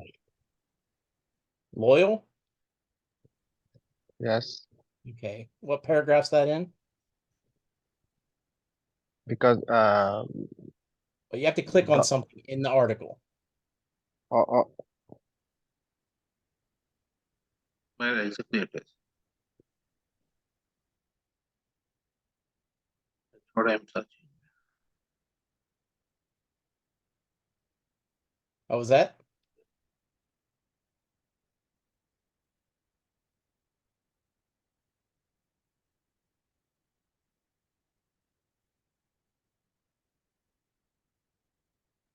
I know you want to answer, James, but we go one at a time.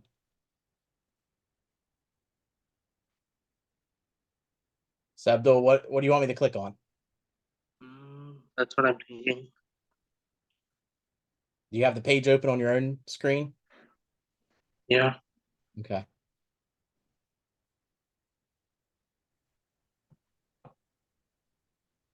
Any clickable link. We're trying to get the dog.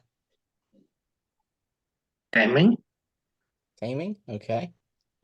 the below one, then Taming. third paragraph. Yeah. Okay. Taming. All right. So now we're on taming. Yeah. All right. Fasal. Yes, I'm hearing you, Professor. I select sense of smell. What is it? We're on Sense of taming now. We're trying to get the dog.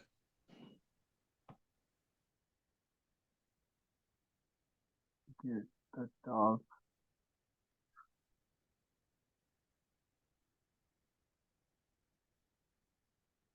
I click the nearest. Nearest.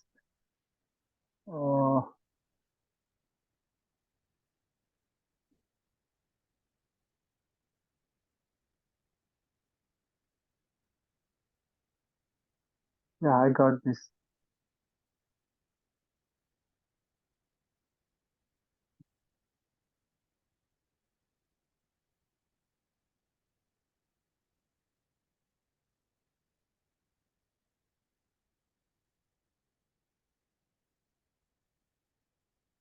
Okay, so do you see what you want to click on?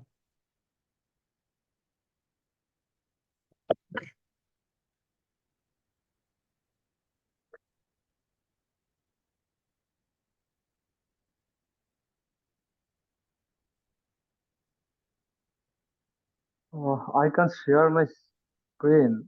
Just I tell don't me know what word you want me to click on. I click on a sense of smell.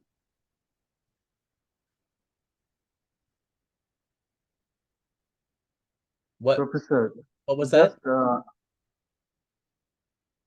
Sense of smell. Sense of what paragraph's it in? Yeah. What paragraph? Count down. Tell me where it's at. It look like one lady keep the dog in his arm. Are you under Painting of a taming? woman smelling a carcinogens. Painting of a woman smelling.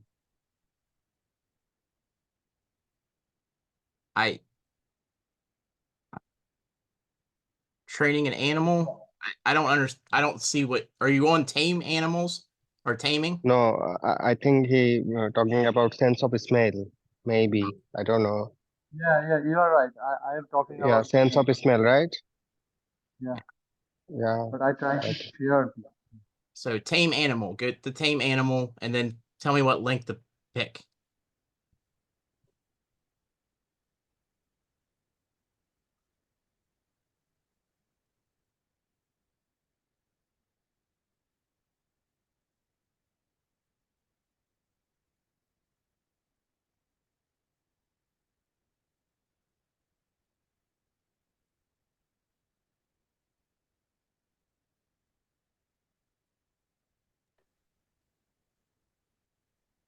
Professor, sorry to chime in, but I think we've already reached dog on the last link. And that's part of the fun of this. Some people don't use things. Okay, gotcha.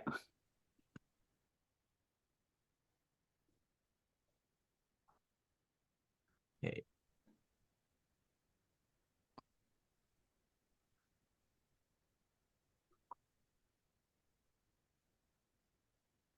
So what do you want me to click on?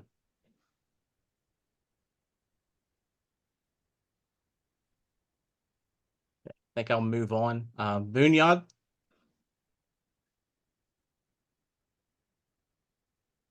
Yes, Professor. Okay, what should I click on?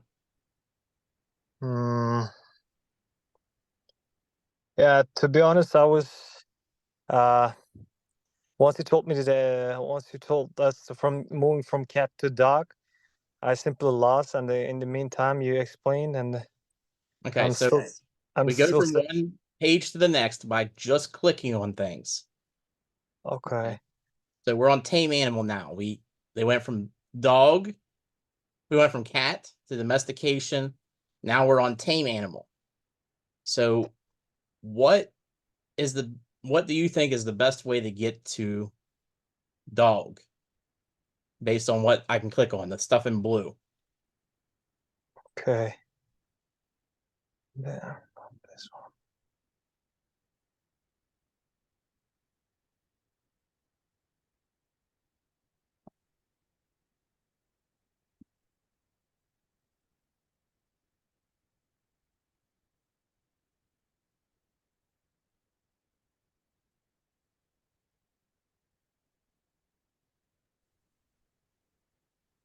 Animal training? Animal training an animal? Yeah, no, animal training, the below one. All right, animal training. Okay. So was that you, Abdul, or? Yes, I said. Okay. All right, so we'll go, Bunyad, we'll go with you on animal training instead. So in the article animal training, okay, we're trying to get the dog by just clicking on stuff. Okay.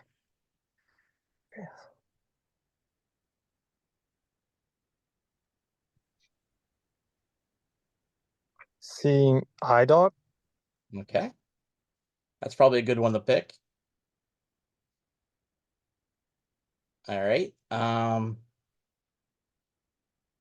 Hygiene. Hello. Hello. All right, we're on guide dog. We need to get the dog. Okay. It seems like I have a lot of options. Thank God. Let's see. I can do probably assistance dogs or sorry, give me 1 second.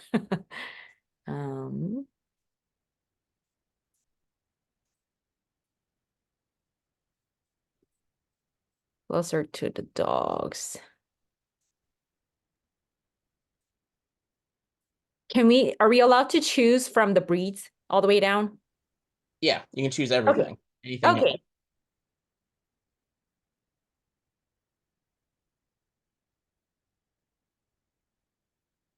want. Okay, from the breeds, let's do golden retrievers. Okay. Golden retrievers. Okay. James, you're up. We're at golden retriever. We're trying to get the dog.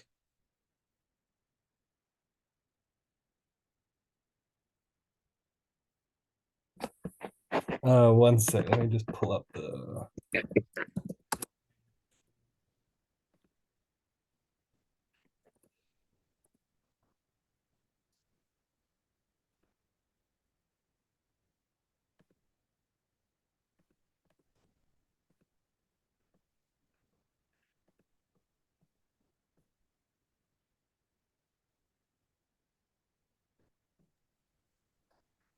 I'm sorry, Professor, for interruption. Can you please send me the last link? I think I missed We're on one or two golden. links. Yeah, we're on golden retriever. We're trying to get the dog. Golden retriever. Okay, thank you.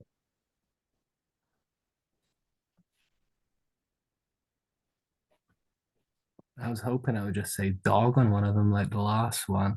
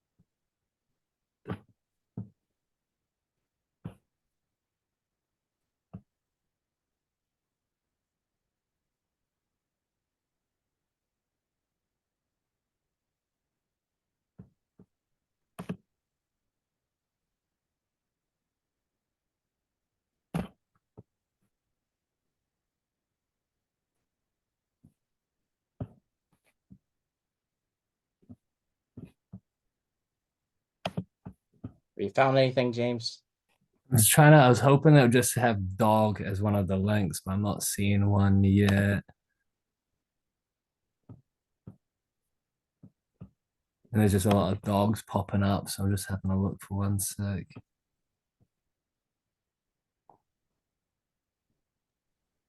You can choose Labrador Retriever. I would put dog show. Dog show? Okay. Yeah. I know it's up here.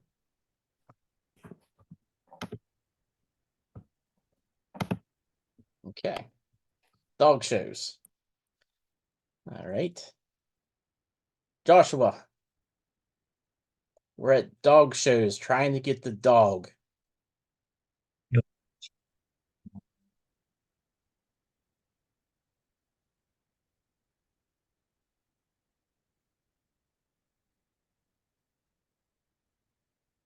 Dog breed. Dog breed. Okay. Okay. Let's see. Nasreddin. Yes. Okay. We are at dog breed. Trying to find the page for dog. What should I click on?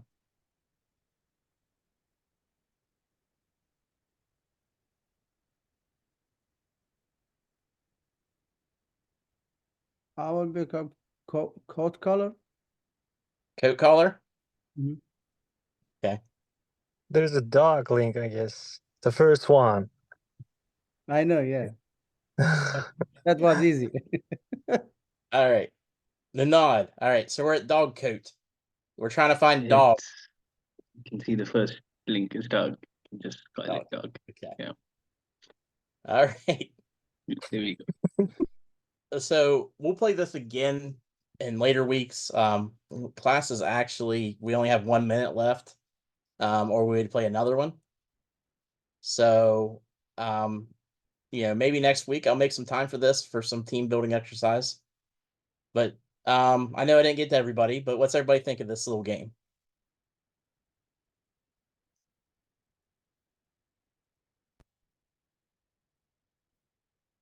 You guys like it? Okay. I'll make sure to get to everybody next time. And I won't let you know what we're going to be going. We'll probably start with dog and go to something else because that's kind of how the game works. You go to one thing and then you pick another topic and you go to it. And, I'll make them a little bit more difficult as we go. And what's fun is that, not everybody is going to see exactly what everybody else does. They're going to look at things a little differently. And so we have this, little team building. People get frustrated with each other. People see things others don't. But when you can't communicate directly, it can become a little bit challenging, and some people, might miss something. And it's just like real life where, just because something, if you're a boss, you don't want to micromanage. So if someone makes a mistake, you'll have to tell them later after you find it. And hopefully other people can fix it before it gets to the big boss. Okay. So, okay. So we're done for the week. I'll get your papers and stuff graded. Make sure that you go through the APA stuff because you have another paper due this week. And so I'll get stuff graded tomorrow and Friday. Hopefully I'll have everything done tomorrow and get it back to you from your previous paper so that you can see what corrections you need to make. And we'll go from there. But with that, you're all free to go. If anybody has questions, you can ask them now, but nobody has to stay around. Thank you, Professor. Have a good night. Thanks, Night. Professor. Professor, are you going to grade the week 2, right? Thank you, Professor. Professor, I have a question for this time's DQ. Like, it is completely up to our perception. So, do we need to add like much references, or is it fine? It's I have to look back at it, but I think it does leave some places open for reference. So No, it is like completely up to like how are we supposed to convert our strengths and weakness into opportunities. So like, Yeah. Let me just double check it, but I think it does have a spot. It for Professor, you've graded just week 1, right? yeah, I've just graded week 1. So I'll finish up with 2 and 3 tomorrow and Friday, and then go from there. But let's look here. For the DQ for this week, I know I just read it. Okay. Turn on strength to opportunity. Okay, so yeah, we're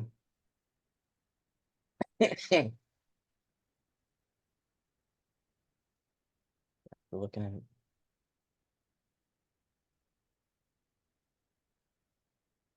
Yeah, so I think, yeah, you should have references. Even though it's a personal statement, you should be referring to, turning your strengths into opportunities, what you feel you should do, and, cite, where you learned that kind of information. How can you as a leader turn your weakness into opportunities?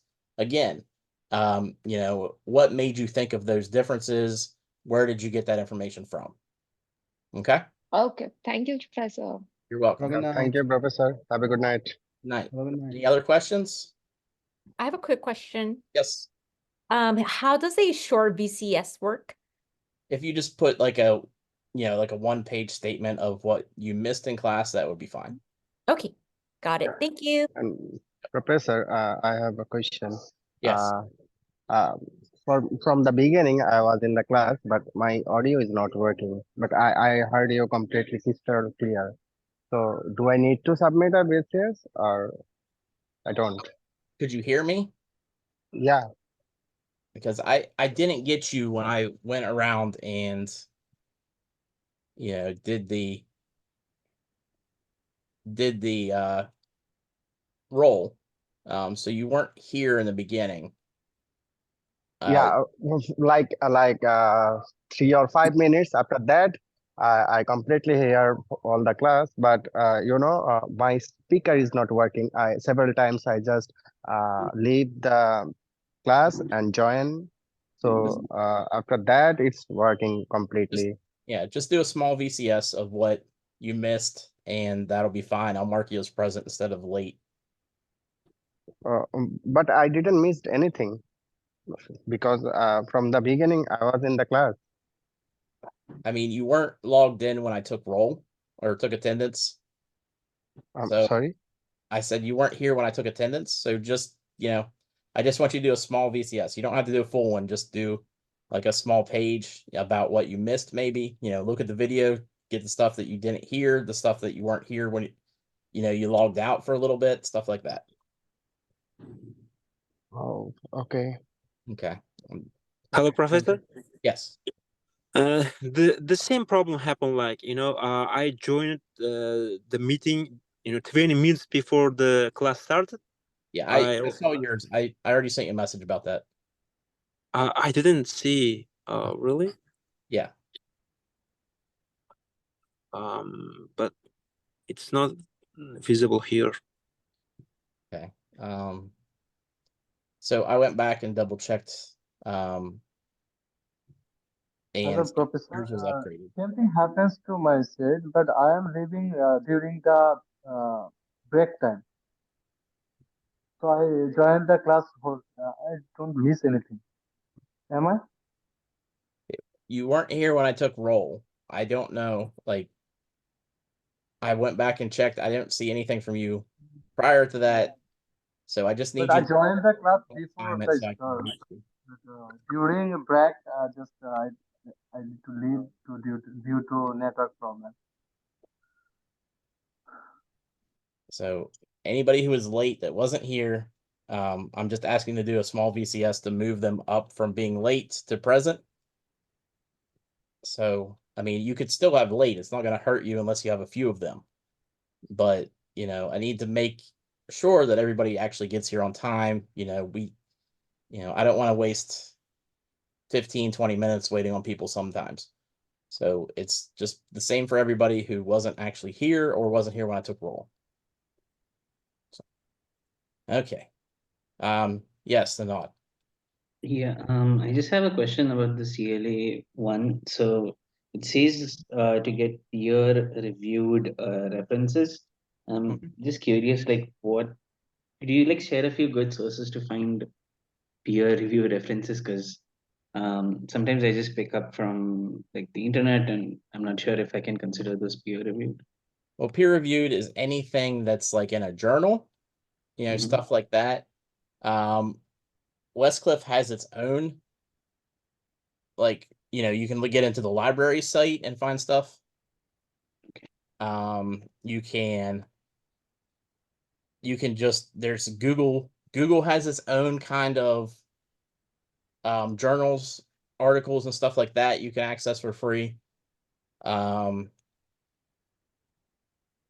you know, any other way that you can think of to get resources, that would be fine. But you know, if you want peer reviewed, you need to make sure that they, you know, it's from a journal or something along those lines where someone can actually, you know, argue against them in a public forum. I see. So let's see. Here we go. I will share the link. I think you can get access from here to different resources, including Westcliff's own journal. So here, I'll share the link in the chat for the Westcliff resources in the library. So, or you can contact the library. If you're local, you can go down to the library and work with them. Okay. I see. Yeah. Resources for online instruction, ROI, that has a bunch of stuff on it. So you can, you know, you can go look at that. You can, you know, but libraries is usually the best place to go for online journals, things like that. That are fine. I see.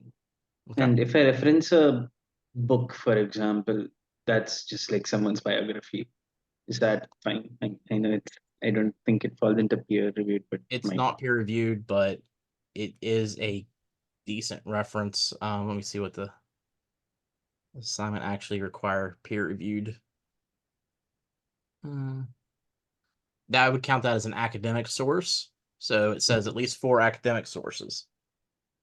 I see. Okay. Yeah. Sounds good then. Thank you. Okay. It's kind of contradicts itself.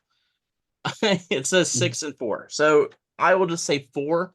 So 4 academic sources have, you know, at least 2 of them be peer reviewed. I'll send out an email about that later. I didn't notice that when I went through the course earlier. 6 peer reviewed sources. Okay. So I will let the school know that that's wrong. Okay. Anybody else? Professor, what's your advice? Should I make it short VCS? Yeah, just do a short VCS talking about APA styling, and that'll be fine. Just to make sure that you understood what we talked about in the first little bit of class. Also, can you please check the attendance as well? If I mean, if it's being recorded, you can check that I was present. Okay, yeah, I'll check everything off, but I'll look back on everything again. But just if you weren't here, you know, just go and do a VCS. All right. Who else? Oh, thank you. Appreciate it. Okay. Night. Okay. No further questions? Okay. We'll finish up class then.